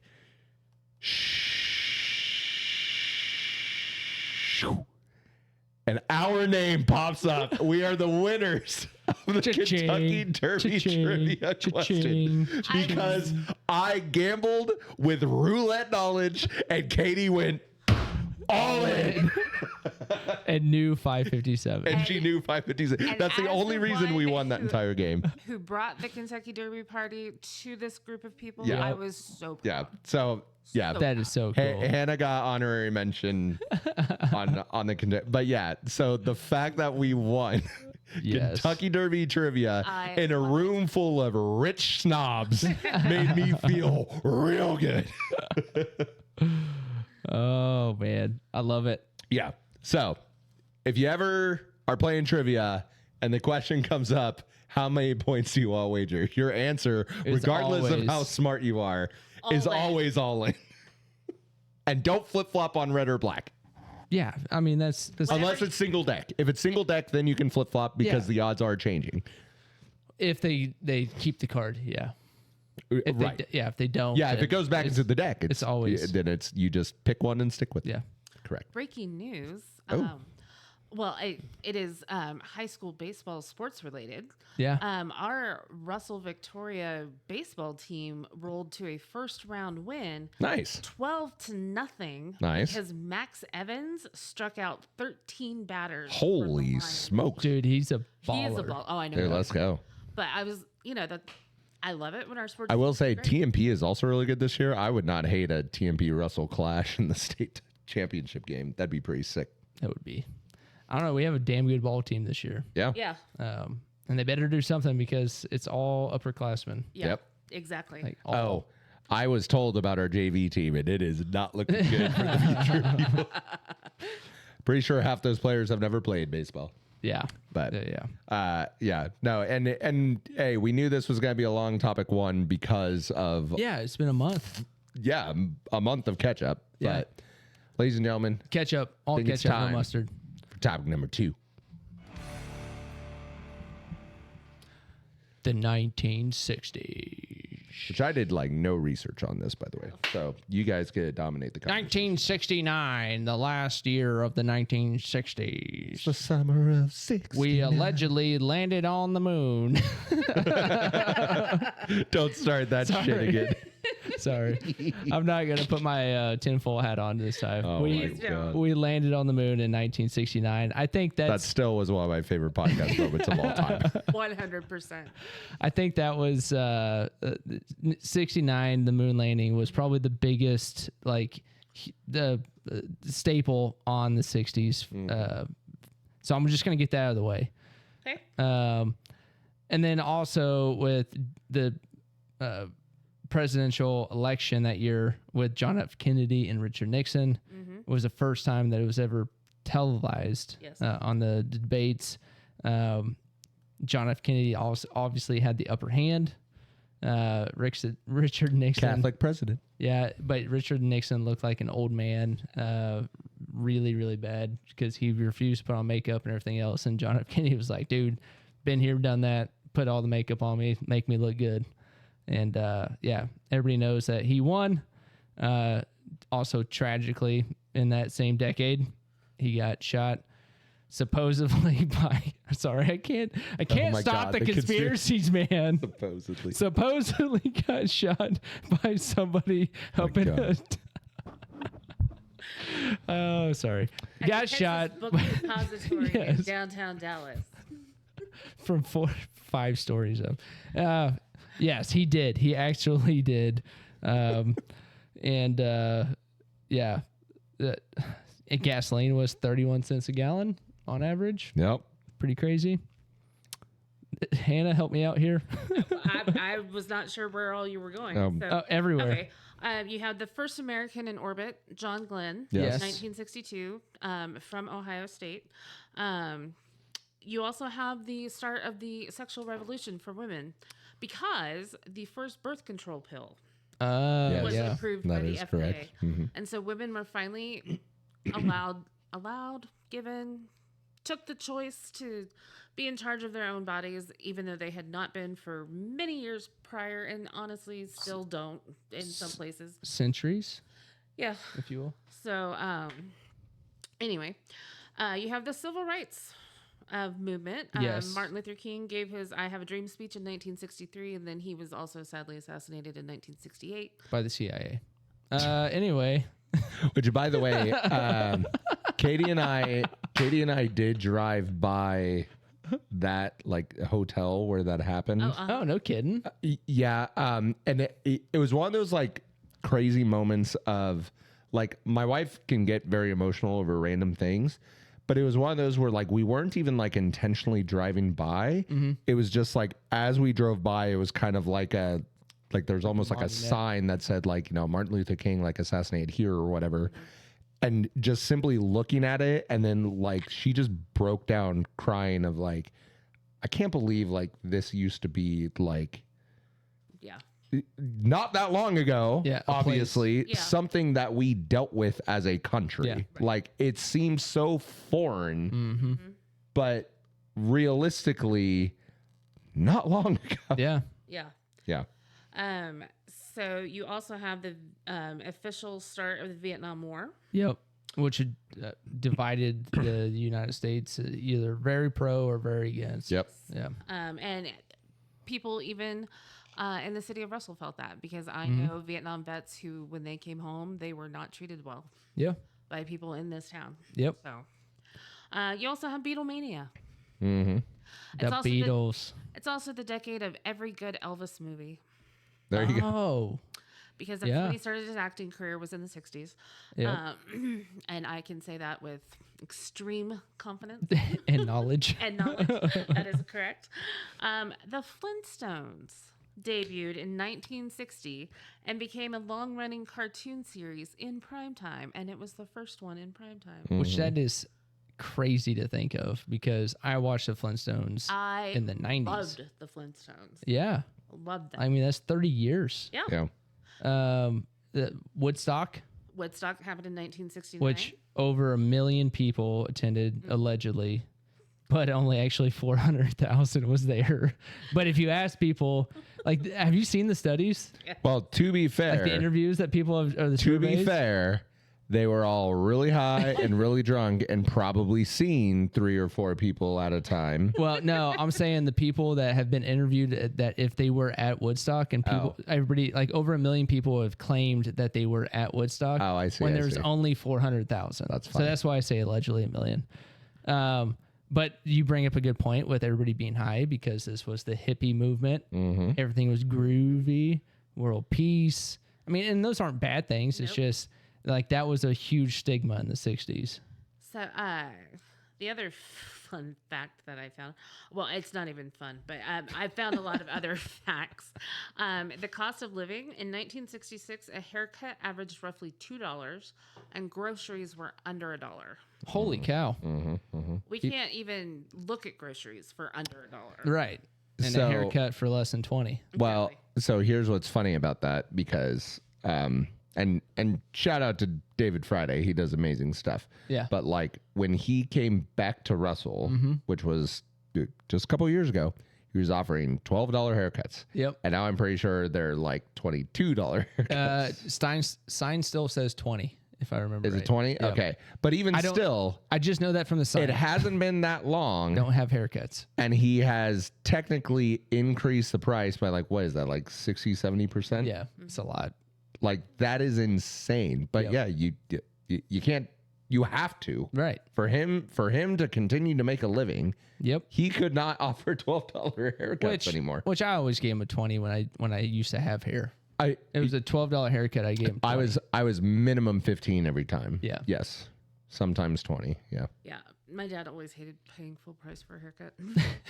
He would try to barter a haircut He down. I don't have all my hair, so I should get a discount. Exactly. Honestly, I kind of don't mind that. You could probably go like 75% off. That's what I or mean. 75% of the Now- price, 25% off. When we lived here before, he went to Let's be one of the- honest, it's probably closer to 50-50. when we lived here before, he went to one of the church ladies, and so he never felt bad about paying her. But when we moved down to Independence and he had to pay people he didn't know, or like we go to the Walmart salon, whatever, he's like, seriously, $20 for a haircut? Because I don't even have that much hair. I'm like, Which should be double because it's harder for her to make him look good. That's you funny. just take the razor, put it on the one guard, and cut it. Oh, he wasn't getting it styled. No. No, do it yourself. I was That's going what to I've been say, yeah, doing. Hannah, you should have just been cutting it. Yeah. Actually, Come on, no. Earl. I could not get it straight. Like it did not work. Anyway, the construction of the Berlin Wall began in 1961. Oh. The first James Bond movie, Dr. No, Ooh, yes. appeared in 1962. Sean Connery. Yep. You had Woodstock. You had the invention of TV dinners. The first Walmart was opened.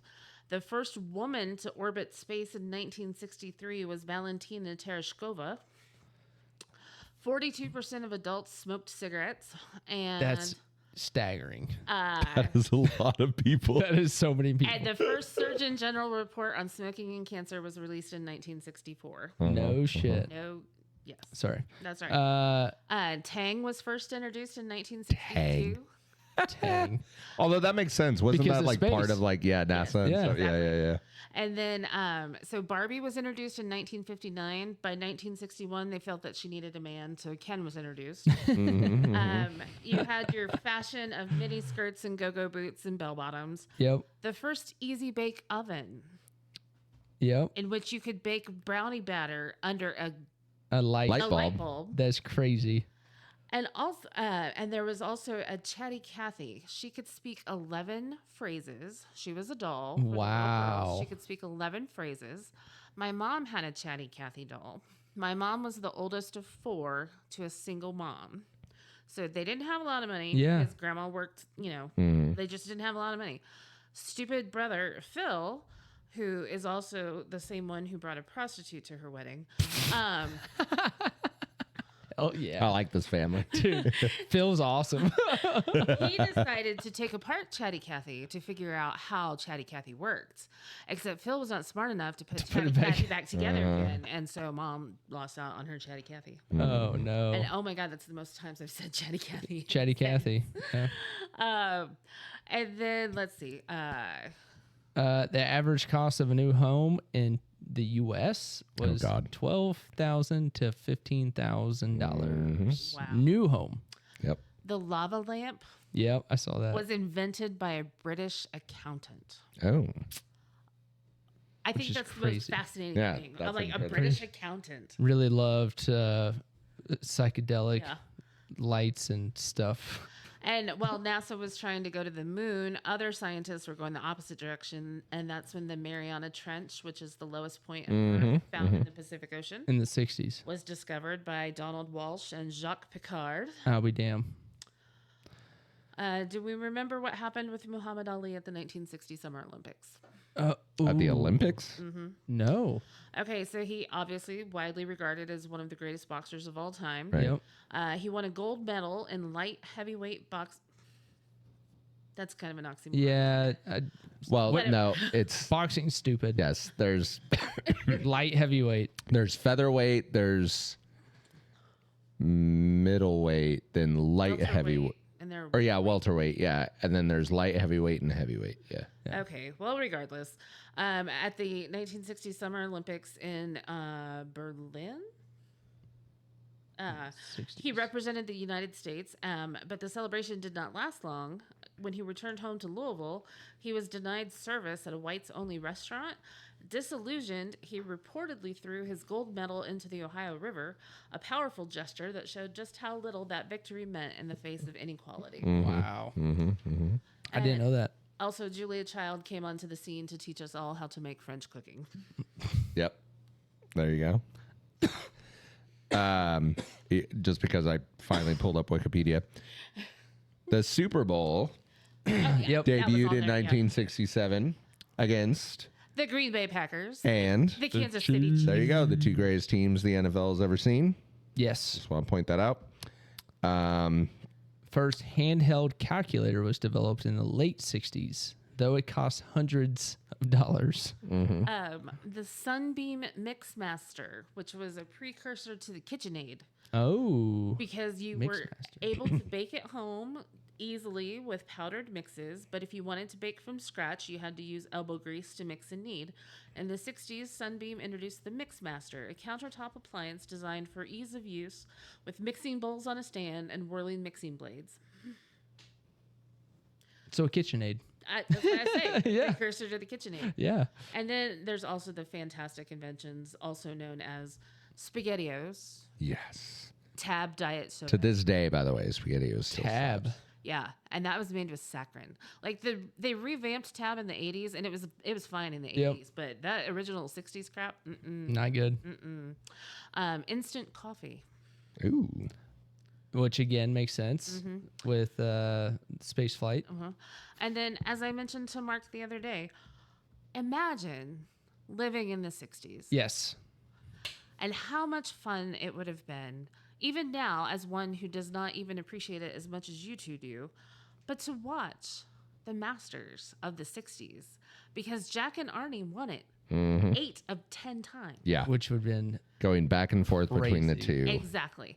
I told him I watched a documentary on Arnold Palmer and the whole Yep. like his wins in the 60s, and I was like, I knew we were talking about this, and I was like, imagine if we could have been there, how cool that would have been. It'd been unbelievable. Like if we were to use today's like golfers, this would be like if Scotty and Rory went back and forth on Every the year. Masters for the next decade. for the decade.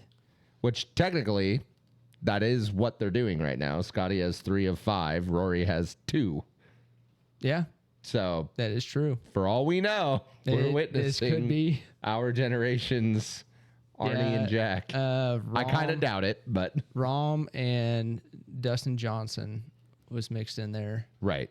and who else? Oh, Or I say 3 of 5. Sorry, 2 of. Hideki. He was 2019, wasn't he? Oh, he was. Because yeah, Tiger was 2018, then Yeah. Hideki, then Then Rom. Dustin Johnson. Oh yeah, Johnson, then Rom. Mm-hmm. Yep. Is that all the facts for the 60s that we want to highlight real quick? Muscle cars exploding in popularity, like the Mustang and the Camaro, Mm-hmm. I had another although one, but I created in the can't 50s. Find what I was looking for. So No. go If ahead. I was gonna No, say, it's if you not. have 60s. anything related to like fashion, I'd be down to hear that. Yeah, but mini skirt. I will say the 60s, like, and as a Catholic, I shouldn't say this because it's the devil's music. But the whole, I do love the whole like sex, drugs, and rock and roll like era of like our nation. Whether it's the British invasion with, you know, the Beatles, the Who, the Rolling Stones, whether it's our American-born talents like Jimi Hendrix and Pink Floyd and stuff like that. Like, all of that stuff is a fascinating time in history.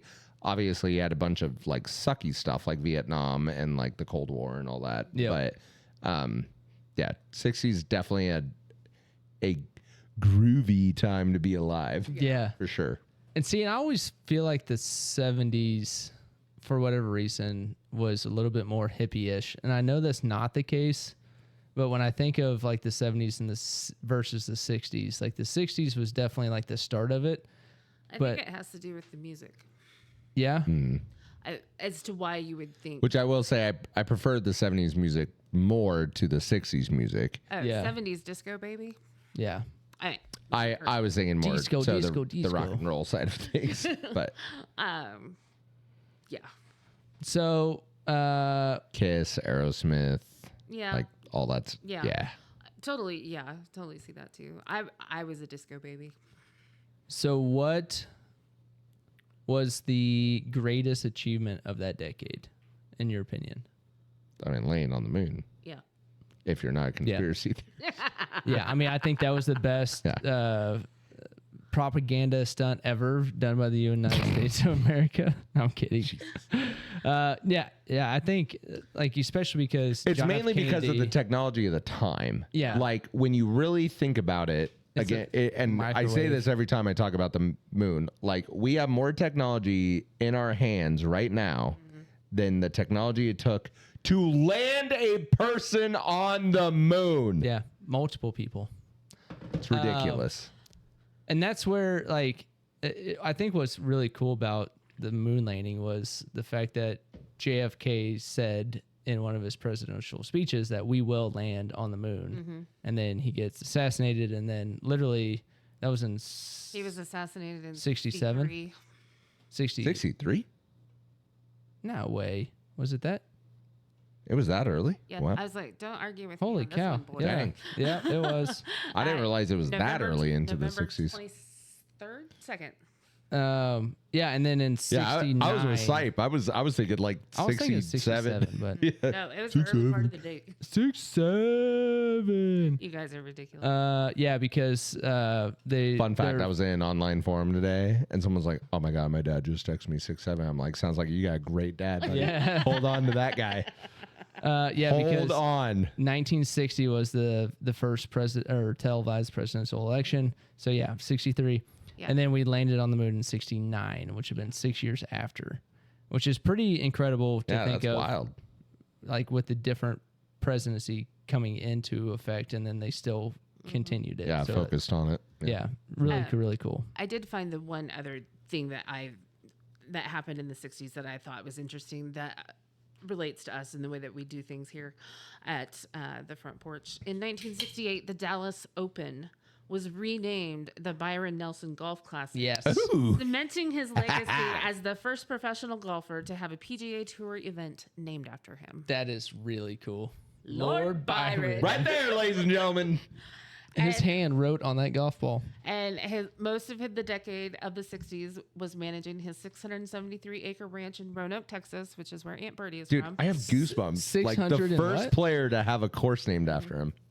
Well, Or an event. tournament. Sorry, Yeah. an event. Yeah, sorry. 600 and what? 673-acre ranch in Roanoke, Texas. It's over a section, full section. Damn. Yeah, which is right by where Aunt Bertie lived. That's cool. And that's why And that's why we have that That's- golf ball. Thank you, That's Aunt Birdie. exactly right. Thank you, Aunt Birdie. There. Well, I can't think of a better transition into the PGA Championship than you bringing up Lord Byron. So, sight. Topic number 3 is the PGA Championship. Which I will be completely honest, I did not realize this was happening this weekend until yesterday. Which just goes to show it is the weakest of the 4 majors. Yes. Something It was is. said on Travis and Jason's podcast today about the PGA, how they're going to be doing some type of something there. Oh, and that's the only reason I knew it was coming up. Yeah. Well, to be fair, the U.S. Open is always on Father's Day weekend, Yep. so it's hard to miss that because honey, what do you want to do for Father's Day? Watch golf. Yeah. Outside and cook some. I need some to stuff on watch the grill. U.S. Open make small boys out of grown men. Yep. And then the UK Open is in July. And the only reason I'm aware of the UK Open is because it's the last big event for me before we enter what I call the dark ages of sports, which is when there's nothing going on until football begins. Yep. There is no basketball. There is no hockey. There is no adequate golf in terms of majors. There's just baseball. And it's awful. It is. Yeah. So It is the So worst. the UK Open you don't miss because it's like this is the last thing you get until opening day of football. Yeah. I'm just looking through the tee times on Thursday. Oh, do you which want is to know some tomorrow. of the featured groups? I took a snapshot of this puppy. Well, it looks like Ben Griffin and Fitzpatrick's little brother, Maddie's little brother. What's his name? It's A something. Alan? I don't remember. Dude, yeah. And by the way, A-hole. none of these featured groups you can watch because it's on ESPN Plus and no one's paying Well, when you have $30 for that. when you have Hulu Live, you just get it. Well, congratulations. Yeah. But no, listen to these groups. Are you ready? Yep. Ooh, Cam Smith. Oberg, Fowler, Bryson. Oh, That's just number 1. Damn. Xander, Brooksy, Hatton. So that Yeah. one's like not quite as great, but still great. Rory, Spieth, Rahm. Ooh, Then you got shit. Hovland, Morikawa, and Lowry. Damn. This one's again a little lower, but could potentially look awesome down the line. Fleetwood, Goddard, McIntyre. Yeah. That's the weakest of this group, by the way. Then you got Cam Young, Keegan, and Justin Thomas. Yep. And then rounding it out at 205, this is probably the last group to go of the day. Scotty Scheffler, Matt Fitzpatrick, and Justin Rose. Dude, the Holy featured crap, groups dude. on Thursday and Friday are wild. That's stacked. And what I like about those groups is there's none of them that are like paired to enhance each other's golf game. You know what I mean? Right. That's Like- why even the weak one, which again is Fleetwood, Goddard, McIntyre, like I like Fleetwood the most out of those 3. Yeah, yep. He might be third out of those 3, like when all is said and done going into Saturday. But they're 3 completely different players. Right. Like Yeah, with yeah, Goddard, yeah. he's a power player and he's getting like his mid game is all right, but his putting and around the green is But then you have Fleetwood, who's like, yeah, he can hit the ball a mile, but he's not known for that. He's known for hitting his mid-range. His are the irons and McIntyre's the putter. Yeah. Yeah. Like, dude, what a pairing on Yeah, that. Like, it's wild. I mean, we could go through all of those, but like each pairing, each group they're all different facets of the game. Like DeChambeau, DeChambeau and sorry. Aberg and Fowler. No, Ricky. yeah. Yeah. Oberg, Fowler, and Bryson. See, and those are three absolutely completely different players. Yeah. Yeah. And, Like, and that they're like first thing in the morning too. That's gonna be fun. Nikolai goes at 7:07 and Rasmus goes at 12:10. Awesome. Because I have now pulled up my PGA Championship app that Yep. I did not have until I met you fools. Yeah. Yep. Which we need to. To be fair, I delete that app after every major. I just keep it on there because it reminds me. Which actually, before we completely dive in, Yes. the Live is on the verge of folding, which is also interesting. Yes. Like they've Which- lost their Saudi funding, Which is but wild. They're gonna try to keep it alive. Mainly because, like, I'm pretty sure all of these players signed guaranteed contracts. Yes, they like, did. So John Rahm's like still locked in until I think 2029 is what I read. Yep. So it's like the Live will still be a thing because they're like, well, we're not just gonna let these players walk over to the PGA to make money over there, and we still pay them. So like, poor John Rahm is gonna be locked into like a crappy little golf and- thing. Whereas Bryson can leave after this year, I think, is when his contract is But up. even if when the contract's up's one thing, but if He did say he wants to stay though. if they want to leave and come back to the PGA, they're going to pay a even more crazy hefty price Sure. than what Brooksy just did. And Bryson also said the reason he wants to support the Live is he still does not like the idea that the PGA like doesn't allow them to post like their shots and stuff. Right. And like he has made a brand Yeah. of online content that's golf related. And if the PGA is basically going to say like, well, you're not allowed to do that. Like if I'm Bryson too, it's like, well, I'm making more money here. I'm winning tournaments here. And like my stock as a golfer has never been higher. And I still get to participate in the majors, which is what everybody cares about anyways. So like, He's already come out and said screw that, you, PGA. that if he couldn't, like at the beginning of the year, I don't know if you saw the hoopla with him possibly leaving the Live. He made a comment that he goes, if I can't play in the Live and PGA won't allow me to have my YouTube, he goes, I've already built a really good platform that I can live off of the rest of my life. Yeah. So, like, Dude has generational wealth. He'll be fine. but he's talking YouTube though. I Like- know. like He'll he can- continue to make money. and he'll continue to build his wealth off of YouTube. Yeah, correct. And be the biggest YouTube golfer in the world because it's freaking Bryson DeChambeau. So, Yeah. like that. I love that for him. But the Live just completely getting just backed out of Saudi Arabia money is kind of poetic in a way It is. because that's exactly one of the things that of why one of the guys in the PGA, the top PGA guys that stayed at the PGA, was essentially worried about was one, that it's not clean money, and then two, But who's even the gonna know when it PGA comes was out? looking at a merger, and now obviously that's not going to happen Yeah, because because the of- Live is a sinking ship. Yes. Like, yep. So I'm loving how all of this is playing out in a way. I'm sad. Also, I need to watch Full Swing season 4. I already did. Is it good? No, it's terrible. It's all surrounded by the Ryder Cup. Now, Well, but I love the Ryder Cup. not last year's Ryder Club. Well, Cup. okay. Is the documentary good? The documentary, it was good to watch. Because I do feel like over the 3 seasons, it has gotten progressively worse. Yes. Like season 1 is still the best season. And this is the worst season. Ah, damn it. Maybe I won't watch it. I mainly wanted to watch it for Rory's Masters win. Yeah, no, watch that. That episode was good. Okay. But they always tied it back to the Ryder Cup. Yeah. And we all knew how that ended. So the whole time I'm like, I already know how this stupid thing ends. Now they did have some good insight on like the last day of the Ryder Cup and like the behind the scenes and all that. Sure. There was some good still, and that's the only reason I watched this because it's good golf content. But I hated, like, I was watching it and Rachel was in the room with me and I was like, "Ugh." I told her, I was like, I hate watching this. And she was like, why? I was like, because we got our ass kicked at the Ryder Cup. Yeah.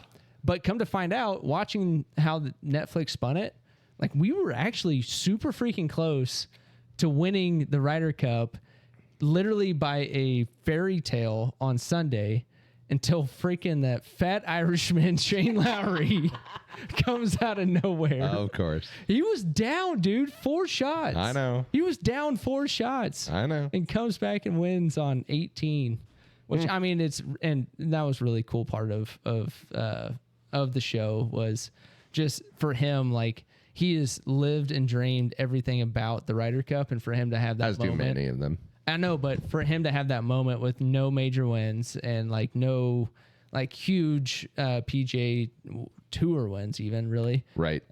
it was really cool for him to have that moment and to hear his interview behind that was really cool. So Yeah. it's worth watching. It's just the worst of the 4. I'll say that. Okay.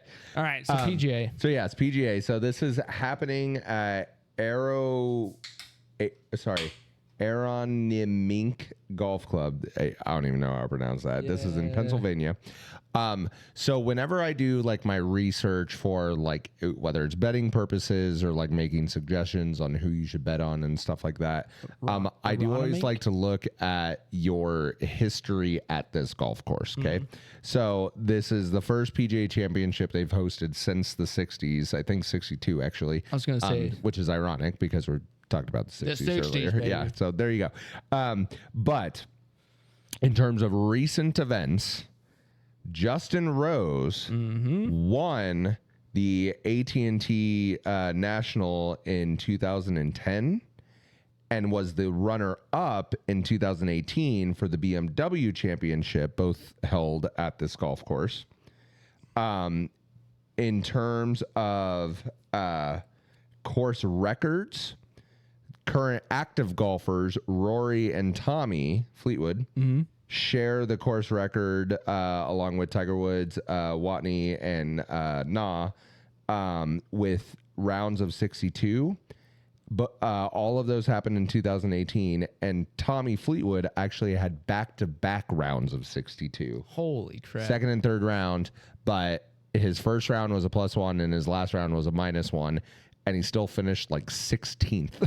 Holy shit. Even though he basically tied the course record twice. Friday and Saturday. Yeah, Wow. he still finished like tied for 14th, which is kind of funny. In terms of PGA history, the last 10 winners are from the United States. Jason Day being the last non-American to win, which was in 2015. Okay. And then last year, Scotty ran away with it by winning by 5 strokes over Bryson and 2 other players who, let's be honest, I don't even know who they are. Although the trend is you typically win this tournament by 2 strokes, or at least over the last several years, it's been like win by 2. So I say all of that to say this. In terms of players to watch, like, yes, obviously the betting favorites are, Scotty and Rory and Bryson, like, your typical guys. But obviously Justin Rose has had great success at this course. He just had a great Masters there. Tommy Fleetwood, as I just said, course record twice. He had a great Masters. Like, so these guys are in major form who have a history of playing well at this golf course. And as I mentioned, it's been 10 years since a non-American has won it. So, to go against the roulette idea of like red, Yeah. black's gonna come up. And so I almost feel like this would be a year to look at a Justin Rose or a Tommy Fleetwood. I would obviously love Tommy Fleetwood to win his first major at this course that he has had so much success with after chasing all those years.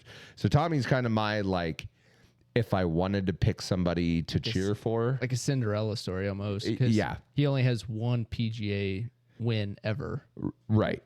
So in Yeah. terms of favorites, this is anybody with better than 50-1 odds. So like under 50. Yeah, I would look at, your Scotty, your Rory. Cam Young is playing lights out Yeah. lately. Yep. Definitely look at Cam. I hate saying it, but yes, Matt Fitzpatrick is also up there. But then Tommy Fleetwood. In terms of and then, Bryson and Rahm as your live golfers, like don't even look at anybody else other than Bryson and Rahm. Yep. In terms of dark horses, which is your 50-1 odds or more, this would be your Justin Rose. And then I can't believe I'm saying this because it feels biased, but he's been playing great lately. Ricky Fowler. What? He's actually here. Since the Masters, you ready for this? Yeah. Because I took screenshots of this. Since the Masters, I'm going to read you these tournaments. So Matt Fitzpatrick won the RBC Heritage. Scotty Scheffler got second. Then you had like Siwoo Kim, whatever. Ricky Fowler tied for 8th. So there's that. Then you had the Miami Championship. Cam Young won that one. Scotty Scheffler second. You had your boy Ben Griffin there. Yep. Ricky Fowler tied for 9th. Back-to-back top 10s. Then you had the Myrtle Beach Classic, which apparently none of the major stars played in other than Brooks Koepka, and he tied for 11, so fuck you, Brooks.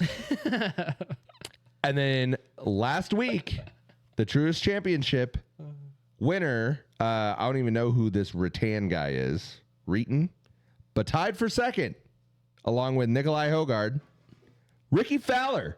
I'll be damned. So 3 out of 4 top 10s in terms of the last tournaments. Yeah. And I don't think Ricky played in the Myrtle Beach Classic.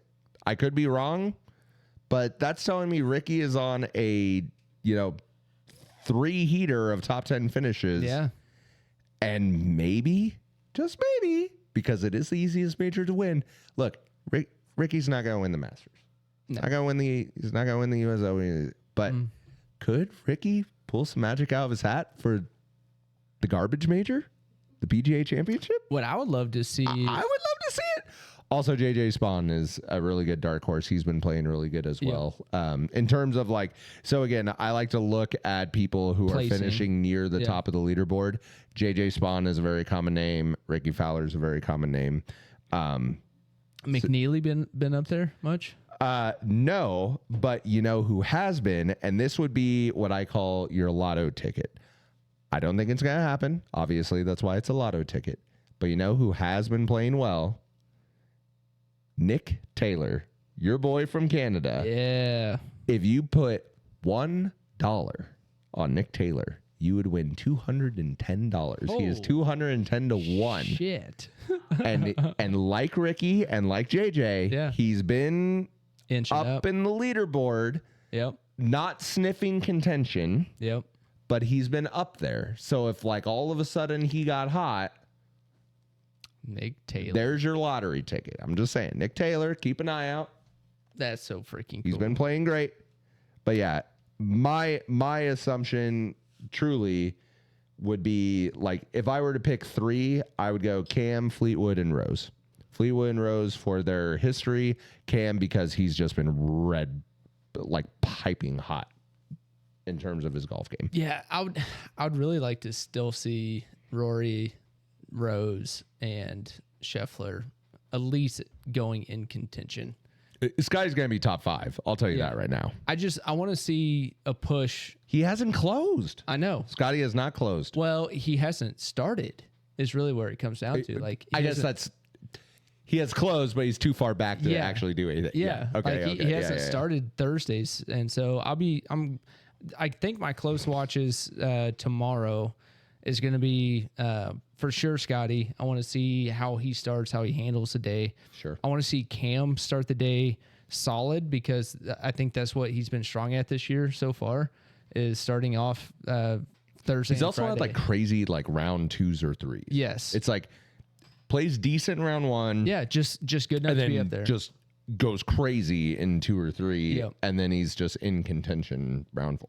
Yeah, and I want to keep a close eye on Ben Griffin and Matt McNeely tomorrow and Friday. Friday, I think, is the one that you're going to have to watch out for is Justin Rose. Justin Rose is either going to make it or he's going to break it on Friday.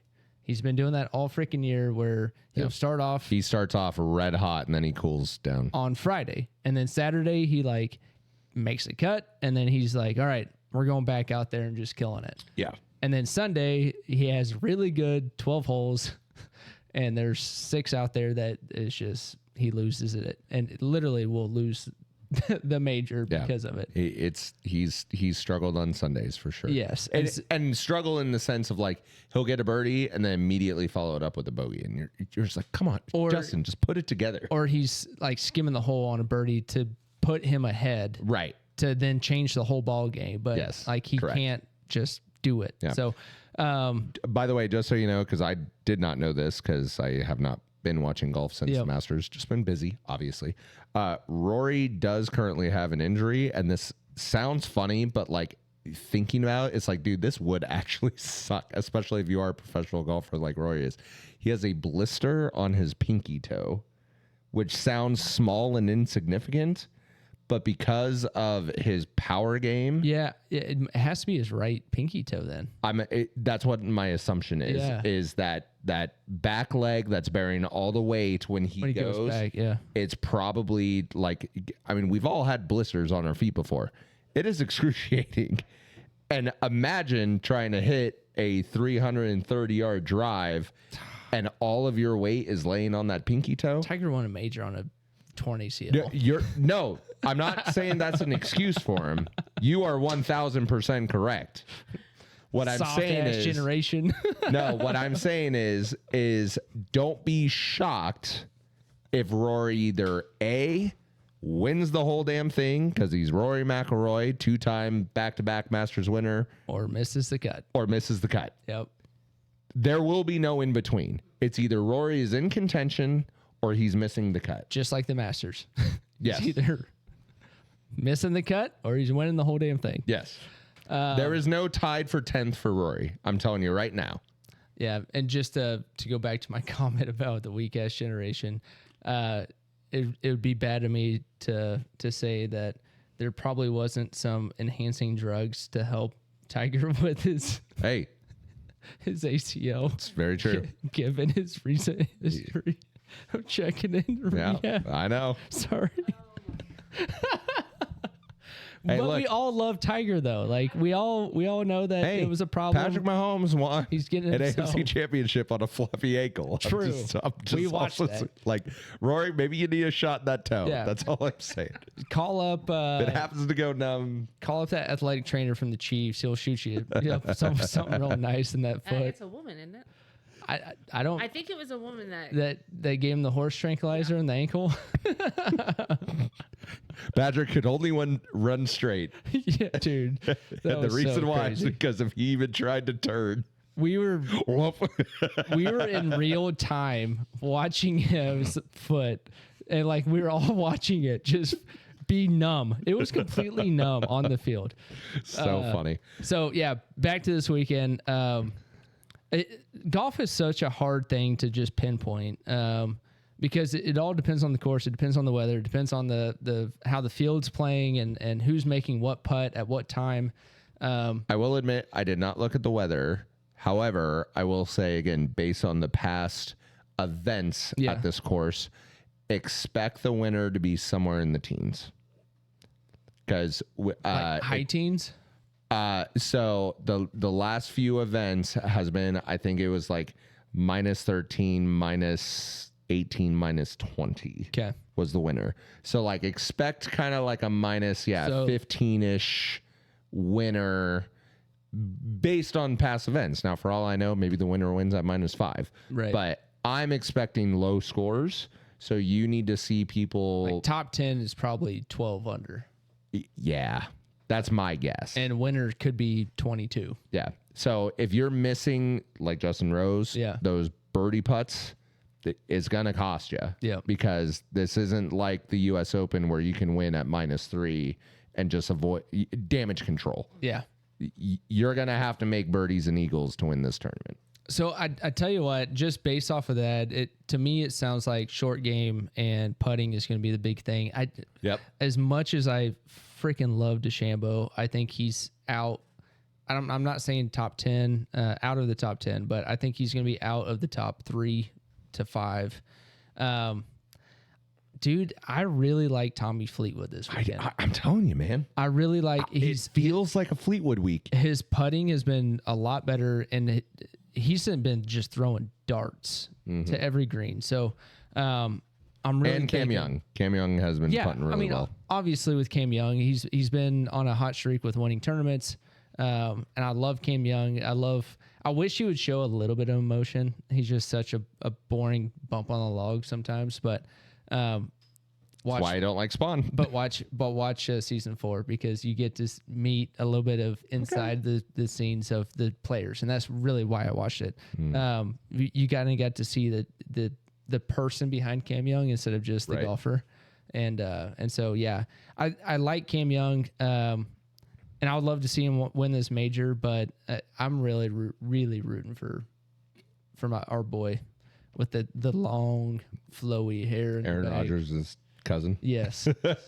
English cousin. So other names just to watch. These are players who have been playing good throughout the tournaments as well. Personally, I don't have them in my, again, like betting stuff, but Siwoo Kim has been playing good. Yes, Overt's been playing good. Yep. Morikawa, like, again, after that back injury that scared me off the Masters, he had a great Masters, and he's been playing great since then. Don't be shocked if Morikawa makes a run. Xander, obviously, his first major was the PGA Championship and then won the U.S. Open immediately following. So Xander could do well. Yep. I don't think there's any quote-unquote, like, bad bets that you could really make if you just kind of throw, darts at the board. But, yeah, this week, my assumption is either, yes, Rose puts it together based on his history at the course. Tommy Fleetwood finally gets his major, which is what I'm rooting for. Yep. Or Cam Young keeps going on the tear that he's on and gets his name in the hat as well. I would love to see, just so he could hopefully retire, Shane Lowry win a major. Just so we can retire. All right. Jesus. Good job. I won the major. Now He has won a major. Which major? He won The US Open? I think he won the UK Open, actually. Was it the UK? I'm pretty sure. Everybody must have been sick that week. Jesus. No, I'm also going to be watching Chris Goddard up pretty close. He's, again, an up-and-comer, pretty young in his PGA Tour, but... 2019 Open Championship at Royal Portrush in Northern Ireland. It was Ireland. Okay. And he won by 6 strokes. Oh, my God. Everybody was sick that weekend. Damn it. Well, that didn't take very long. Nope. Yeah, I'm looking through the Also, list. Alan's low-key pissed that we're not doing fantasy, and the reason why is because you can't create... Well, no, it's because you can't create your own group. Oh, yeah. So, we would all just have to, submit our scores at the end of the day. But That is pretty dumb. he was like, are we doing PGA, fantasy this time around? I was just like, oh, I totally forgot to look. Can we do it? And he's just like, oh, I don't think you can make your own group. But yeah, I thought we did that bad. 1 year. Yeah. That's what I mean is I don't think it's an option this Anymore. year. Okay. Because the PGA is dumb. Another one that surprised me that he's still invited to majors or PGA events in general is Michael Block. I looked this up. Hold on. Yeah. Did he earn his tour card? Well, he did have his tour card very, very briefly. Right. Hold on. PGA Championship. I wonder if that's one of the things that he just continues to get an invite for type of thing. Here. So the way it works is if you are a major tour winner, if you hit a hole in one with Rory. if you were in the top 15 from the 2025 PGA Championship, which he wasn't, winner of PGA Tour events and top 70 on the point list. He must be on the points list then. Other exemptions. I found something earlier that was a much larger list. Hold on. Here we go. Okay. All former winners, winners of the last 5 Masters, winners of the last 5 Opens, winners of the last 5 U.S. Opens, winners of the last 3 Players, Senior PGA, top 15 finishers and ties from the last championship, top 15 finishers and ties from the last 2 PGA championships, which I think he was 2 years ago. Okay, top 15. Correct. Gotcha. Because he finished like 3rd or whatever it was. Yep. And then top 20 finishers from the most recent championship, so that feels a little wider. Okay. Top 70 players who are eligible and have earned the most PGA championship points from the Byron Nelson Cup and stuff like that. Which he might have done well in that tournament too. Players who played in the last Ryder Cup. Nope. Yeah, my guess is this is his last year of eligibility. Yeah. Because he did it 2 years ago. Yeah. When he hit the hole in one with Rory, which is Right. just such a freaking ball. Yeah, because that was 2 years ago. So next year you will not see Michael Block. Yeah. Unless he wins this year. You never know. Or finishes in the top 20. Yeah. Crazy. All right. That's kind of our take on the PGA Championship, yeah? Yeah. No, that's all I got. Go All right. Tommy. Yeah. Go Tommy, dude. Like, he's the one I want. Yeah, I would love to see. I want to be upset with Scotty getting back up there in the holding the whatever cup or Right. jacket or whatever the hell the PGA. Who cares? It's probably a lollipop or The something. Wanamaker, I think. Is that this tournament? The Wanamaker? Or is that the Open? They have a burger that they give to the champion. I have no idea. Oh, Whataburger. Whataburger. Whataburger. Sorry, I'm Whataburger's terrible. great, by the way. I love Whataburger. So good. All right. Well, let's get out of here. Thank you guys for listening to season 10, episode 6 of In the Middle podcast. 6. Mark, Sipe. Hannah, Always. you have anything else? Nope. All right. Well, let's get out of here. Bye. Talk to you soon.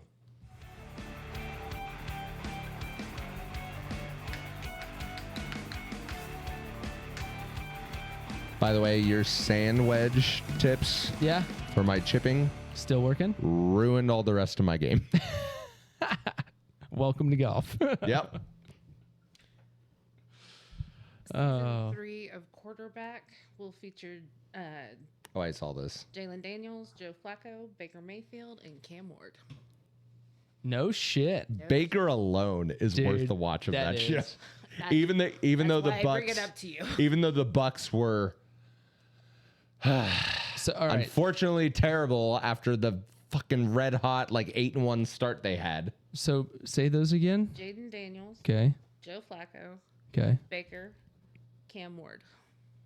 That's gonna be a really fun show to watch. I was gonna say Jaden Daniels is gonna be worthless because he got injured. Yep. But Joe Flacco. Joe Flacco will be fun, but Because he's he so got traded. he's so chill though. Yeah. That's what's gonna be fun about watching Yeah. who he is. Yeah, Cam Ward rookie, don't care. Yeah, he had that one crazy game against Baker's gonna be the Cardinals. star of season 3, but Yeah. unfortunately, the second half of season 3 is just gonna be Baker. Like, what the fuck, guys? What are we doing? Yeah, but there was also some crazy ass breaks in that 8-1 or 8-1 start. Right, but then You know what I mean? and granted, Baker was playing injured. Mike Evans got injured. I think Emeka got injured too at one Yeah, point. he did. Chris Godwin was coming back from injury. Yeah, he never had a full like wide Never had a receiving full core. roster. Yeah. it just that was such a bad collapse, mainly because their division was bad. Yeah. Yeah. Yep. Like, But then they lost. it would have been different if it was the NFC West or the NFC North, where everybody's just winning double-digit games. Mm-hmm. But this was the NFC South, Yeah. It was not good. and technically they didn't lose; they won in the final week. But because whoever it was, was it the Saints? No. I think the Falcons lost to the Saints, which then gave Carolina the tiebreaker. Yep. So dumb. Yeah. I hated all of it. By the way, yes, tomorrow you can expect my full, way too early preseason Cannot wait. division rankings and records, I will send you a picture of my computer at work. Please do. We We have only have 10 patients. Although, would you like to we actually? have the last This will track be meet fun. probably for my vultures tomorrow, Smith Center. Unless, by the way, Reese had a crazy good practice today.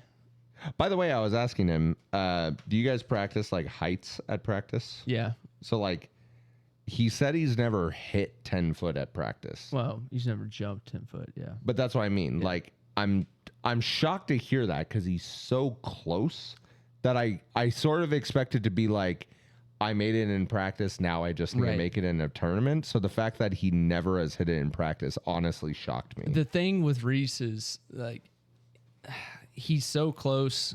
All we need to work on form wise, I say all. A big portion of it right now is his plant.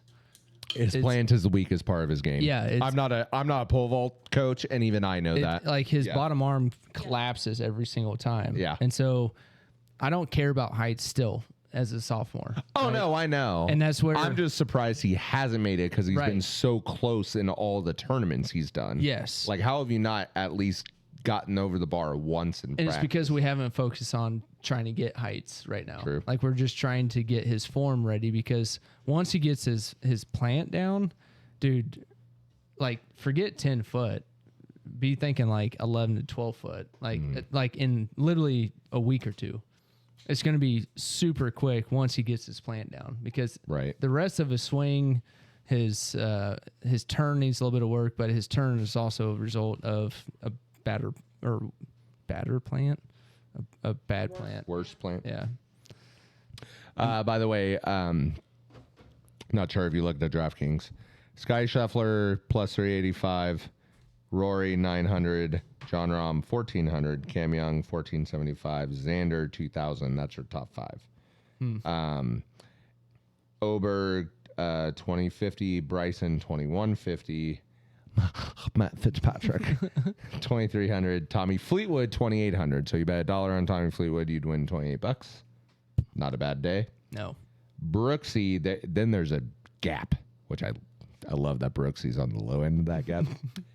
Brooksy 3,700. Oh, damn. So almost a full like 10 units Yep. behind Tommy. I love that. Colin 4,000, Russell Henley 49, Justin Rose 5,000, and then Justin can't Thomas finish. 52,000. Yeah. That's so hard for Justin. Yeah. He goes all the way That down is to rough. 5,000 just because he can't finish. But Hannah, would you like to know my pre-NFL schedule release? I think he's a sophomore in high school Mm-hmm. and down in Independence. And he got second on that jump, and it was 12 foot. Damn. On that jump? Whew. Set a new PR of 12 foot and got second. And then his cousin, who's a girl, makes no difference, but she got a. Well, it makes a difference in pole vault. I will say. But she won girls vaulting and Yeah. got 9 foot. Damn. Yeah. And I say that because, I do know it makes a difference. but there were girls that beat me in college all the time. Like there were some badass girls. Yeah. So Which is I will also say- weird because like Piper Simpson, who yeah, is with TMP, dominating the ladies divisions like at the high school level. She's and I say only jumping 11 feet, but like I feel like there's dude, high school. 11 foot for a girl as a sophomore Wh- is stupid. No, she's a senior. Really? Is she really already? Mhm. She's senior already? I'm pretty sure. Dude, I remember watching her in 8th grade. Yeah, I'm Holy pretty sure shit, she's a okay. senior. But anyways, point being is she's jumping 11 feet and like crushing all the girls. I feel like there's some boys that I've seen from like Norton and Smith, like they're not even jumping until 12 feet. Yeah. Like that's their starting height. Which It's is- like, holy shit. Which is why Reese is not going to jump at regionals because regionals opening height is 11 Yeah.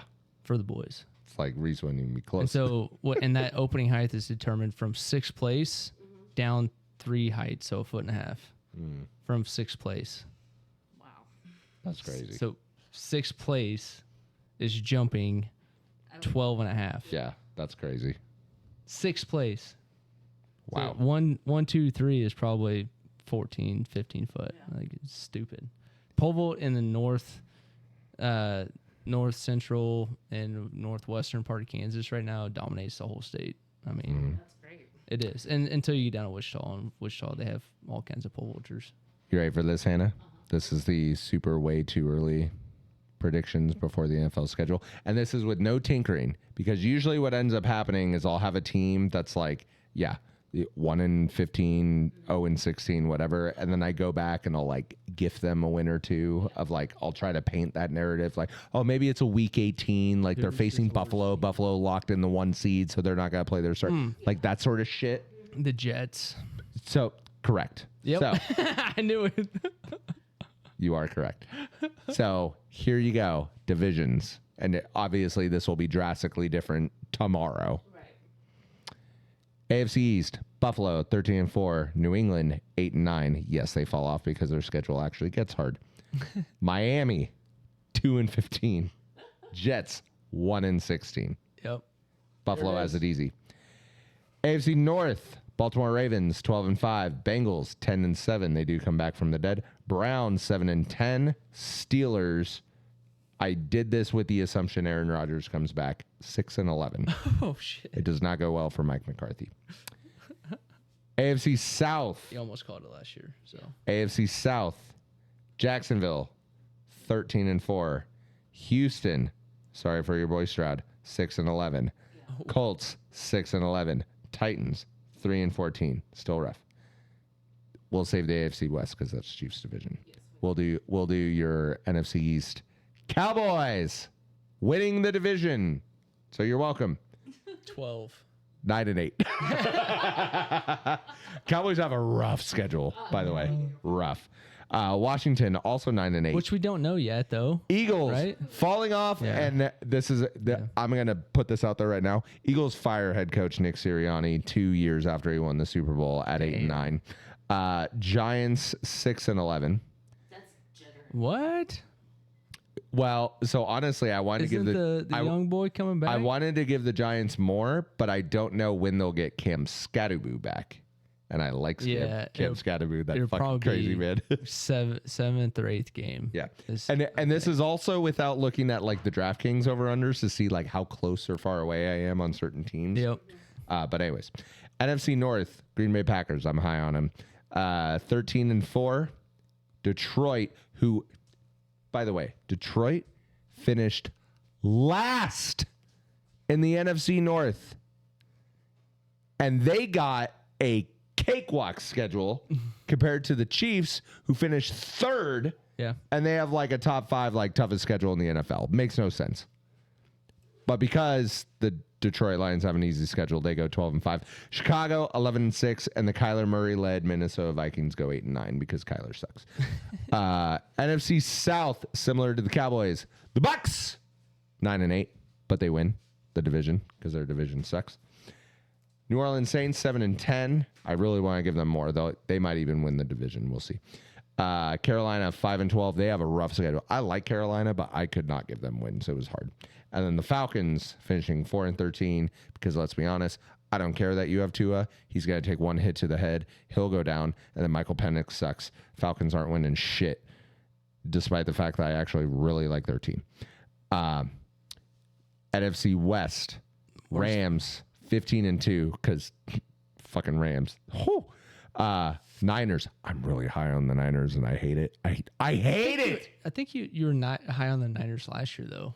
I was high on them because of their schedule, but like I just Brock Purdy is not like it, but he keeps being gifted these cakewalk fucking schedules.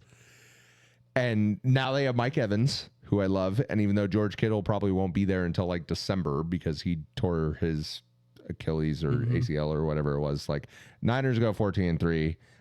Defending champs Seahawks go 12-5, but again, they're placing third. Like NFC West is gonna be wild. Cardinals 2-15, and they'll be one that probably gets an extra win or two here and there because the Cardinals just simply don't have a quarterback yet. Jacoby Brissett is their starting. Yeah, Brissett. They're hoping they get Arch Manning because the rest of their offense is great. And they just got Mike LaFleur, Matt LaFleur's little brother, who studied under Sean McVay and all that sort of. So, no, Cardinals are playing for next year. And if I'm the Cardinals, if Jacoby Brissett... Jacoby Brissett last year statistically was cooking, but he didn't win a single game. If Jacoby Brissett starts winning games, they're going to be like, you need to sit the fuck down. Like, quit balling out on our team because we have a good offense. We need a quarterback that's not you. Okay. Mateer. AFC West, we're going to go bottom to top. Raiders. Well, I actually really like the Raiders. I like Mendoza. But 5-12 because their schedule is rough. He's not going to start. Well, but that's the thing. Kirk Cousins is on that team. I know. And that's why I'm saying he won't start until I know. He might have a Patrick Mahomes year, but the Raiders have a rough schedule. Yeah. Rough. And they still don't have an offensive line. Yep. I like their tight end. I like Genty.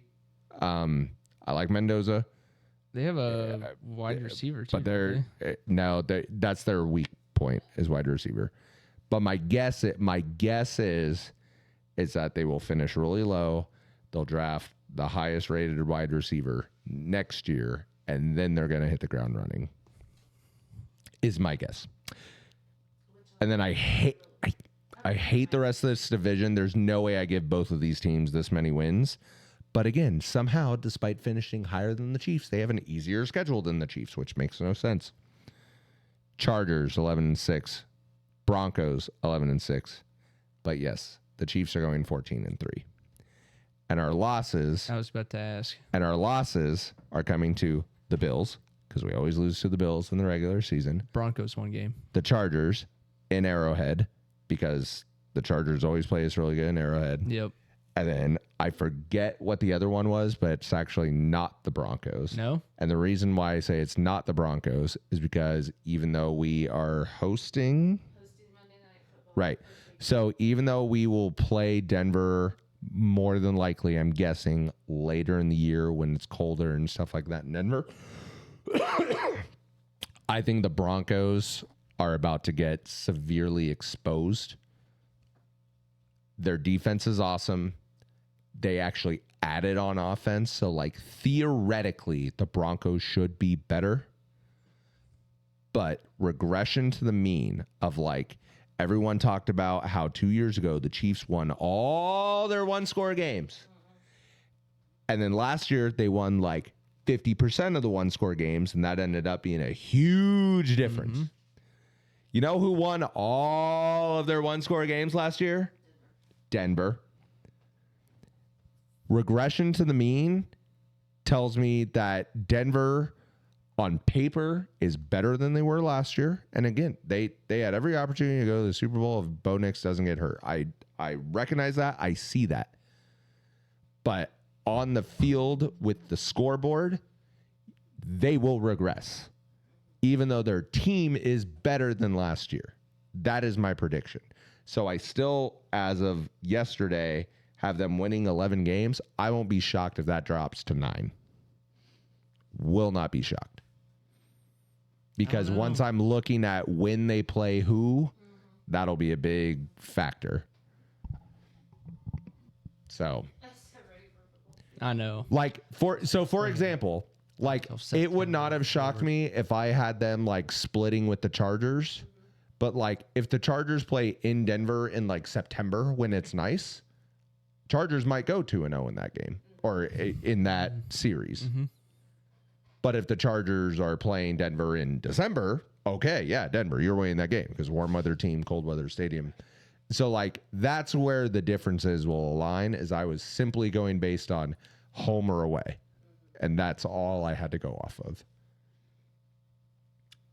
So, yeah, this will be different. I'm tomorrow. Just scared of Bo Dick's magic. He doesn't that's the other reason. He was terrible for 3 quarters and then would just, like, ball out, turn into Tom fucking Brady in the 4th. Yes. But and granted, I am someone who absolutely believes in the clutch gene. I am not going to sit here and say Bo Nix does not have the clutch gene. But again, when you win all of your one-score games, that's not just because you have the clutch gene. Like, you had some shit break your way, whether it's a fumble, you know, It's the same that the other team, argument that like, the Chiefs had, though. right. Like, But I never said, here's what I'll say: winning teams win. I think the Broncos are a winning team. yeah. But you also won't win 100% of the time. Right. They won 100%. Yep. If that drops to 60%, we're talking 4 losses. Yep. 4 losses is an entire month of football. Right. And there's only 4 months of football. So, like, that's what I mean, is if you simply give Denver 60% of one-score games, which is awesome, that is a great number, compared to last year, it will seem atrocious. Yep. That's my issue with Denver right there. But Pardon me. yeah, Chiefs will probably settle in at about 12 wins. I don't think they'll win 14, but they'll probably settle in at about 12 because I believe they will 16-0, be baby. back with a venture. They won't do that. I'm not that bullish on them. I do still in my brain. Walker, baby. He'll be huge. He's gonna oh be my god. huge.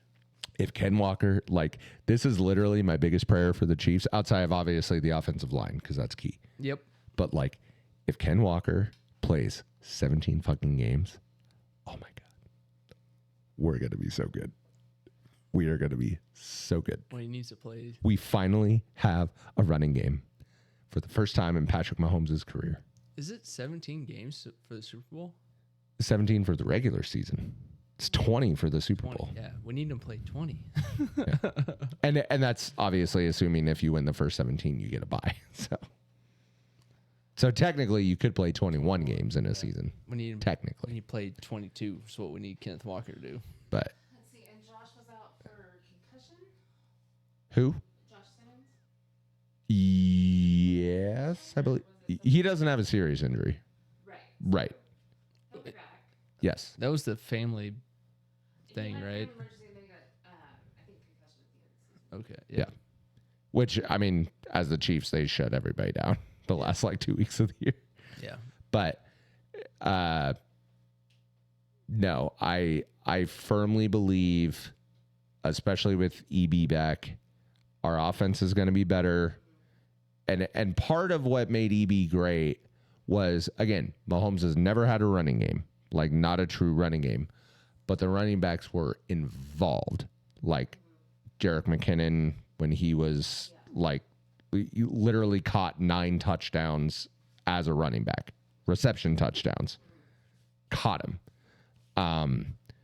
You would have that big explosive run, you know, when you needed it. Like, you're expecting Mahomes to go back and pass. Suddenly it's a halfback draw and it's a 20-yard run. We have not been getting those the last several years under Matt Nagy. Right. I think explosive runs are back, which means play action is back. Which also means Like, open down. Chiefs are good. And the Chiefs win hard on defense. So, like, Chris, I was telling Hannah this. You and I haven't had this conversation yet. I will hold out judgment on our rookies that we drafted, who I did not love any of the picks. I didn't hate them, but I didn't love any of the picks we made. Our first 3 picks. And I will give them until December. Because that's how that 2022 with McDuffie and Chanel and Carl, like all those. Carl. Like, if you remember, our defense was atrocious. Carl. September, October, November. Yeah. And then in December, we became literally a lockdown defense when it mattered in the playoffs. And we went on literally the greatest Super Bowl run in terms of opponent difficulty of all time. Of all time. I won like $300 Right. off of 20. It was awesome. But that's the thing, is so I will hold out judgment on our first 3 draft picks until December. But if it's not clicking come December, it's going to be like, guys, like, we could have had Caleb fucking Downs on this team. And he's cooking for Dallas because I know it's going to happen. Like, Start cooking as soon as he gets there. who do you play first? Again, the Giants? I'm calling it right now. Caleb Downs, interception. Oh, 100%. Pick 6? Not pick 6. No? Okay. Just an interception, game 1. No, I wouldn't even say pick That's That'd be sick. I mean, I have seen him intercept the ball and run into the end zone. if it's like an out route, maybe. But my guess is he'll play deep. First play of defense. Well, this year. he'll play deep because of Malik Neighbors, because Neighbors is just gonna be streaking downfield, so he might not get the opportunity to run back. Is my point. Okay, but still interception. Yeah, I would put an interception on Caleb Down week 1 against Jackson Dart.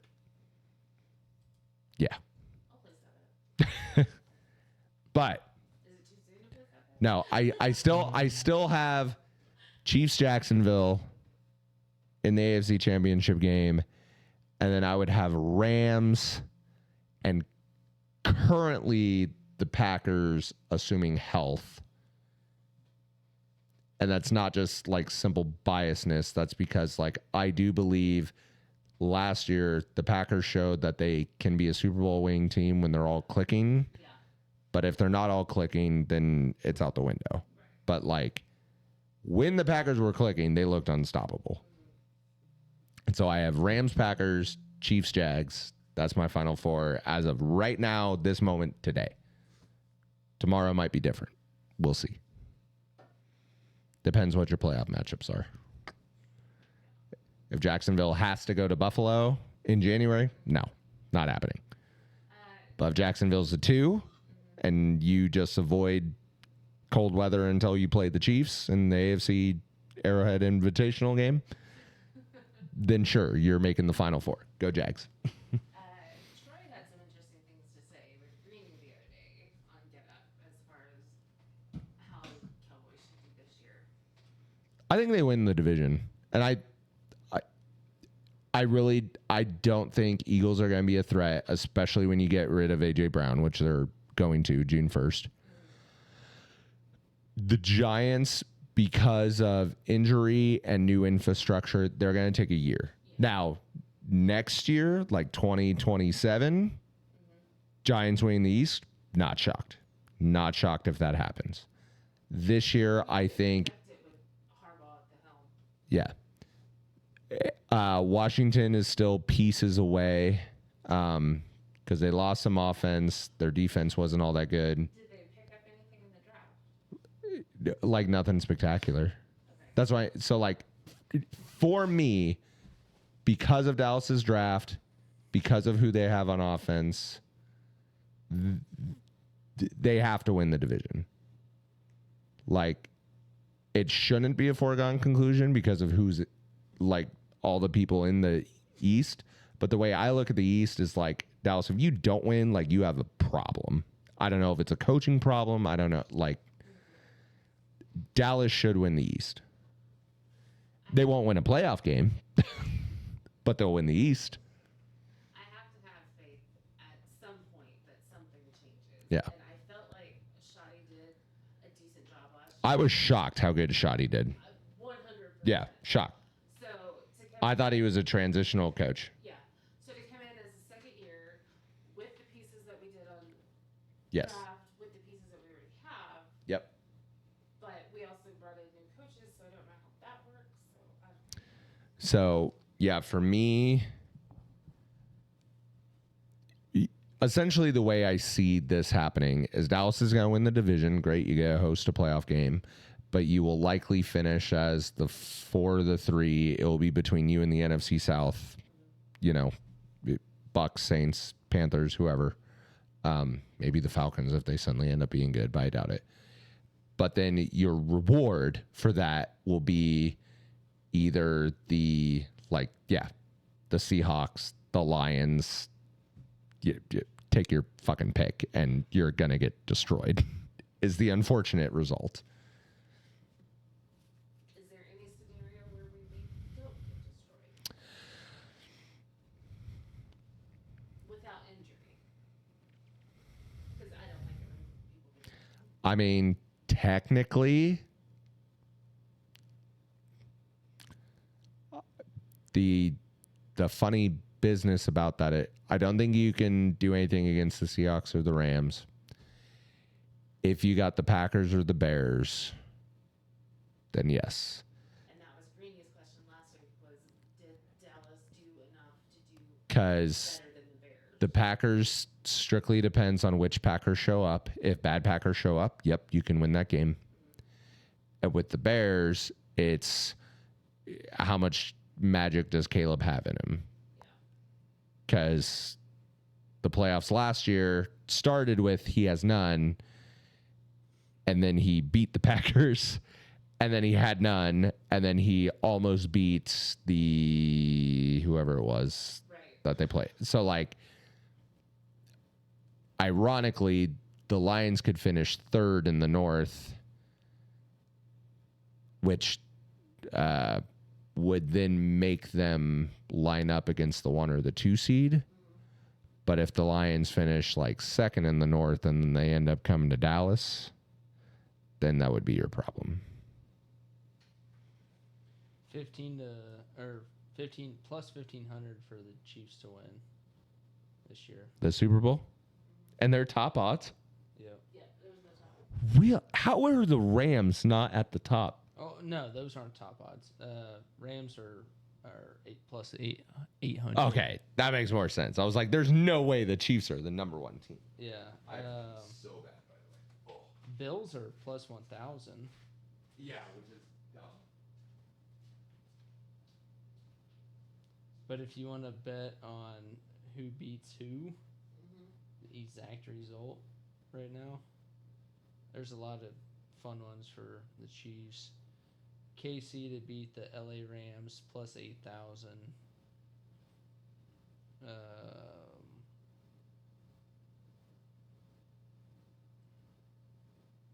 Chiefs to beat the Packers plus 1,400. Or sorry, 14,000. There's one in here that was Chiefs to beat the Cowboys. It was like stupid. Chiefs to beat the 49ers plus 15,000. We don't even play the Chiefs. Don't play the Cowboys this year. No, Super Bowl. Oh, Super Bowl game. I understand. Yeah. Sorry. Where was that? Must have been crazy odds. I personally would Yeah. love a Chiefs Dallas. Super Chiefs to Bowl. beat the Cowboys plus 20,000. So if you bet $1. That'd be $200. It's pretty cool. Dallas to beat the Chiefs plus 20,000. I was trying to get down here to. Yeah, here we go. Chiefs to beat the Buccaneers plus 35,000. Are you able to pull up MVP odds? No. The only thing you can bet on right now is winner, exact result, champion specials, winning conference. But if you want to put $1 right now on the Chiefs to beat the Bucks, it's plus 35,000. 35,000 or 3,500? Plus 35,000. $1 to win 350. I just don't think the Bucks get there. I know. The West and the it North was- is too good. Chiefs to beat the Cowboys was plus 20,000. That one's not impossible. It's just hard to imagine. Yep. Chiefs beat the Commanders 20 plus 45,000. I was going to say, again, based on my current Final Four, I would say Chiefs Rams is probably number 1, but then Chiefs Packers would be number 2. Chiefs Giants plus 50,000. Yeah, no. Now you're going in the wrong direction. We're going down to the higher odds. I will say MVP, though. If I were to dark horse the MVP and not take, like, your Josh, your Lamar, your Mahomes. Trevor Lawrence, I'm telling you. We thought that. Because Brian Thomas Jr. last year dropped a lot of balls, and Travis Hunter got injured. If Brian Thomas Jr. just catches a handful more balls and Travis Hunter is healthy, ooh. Watch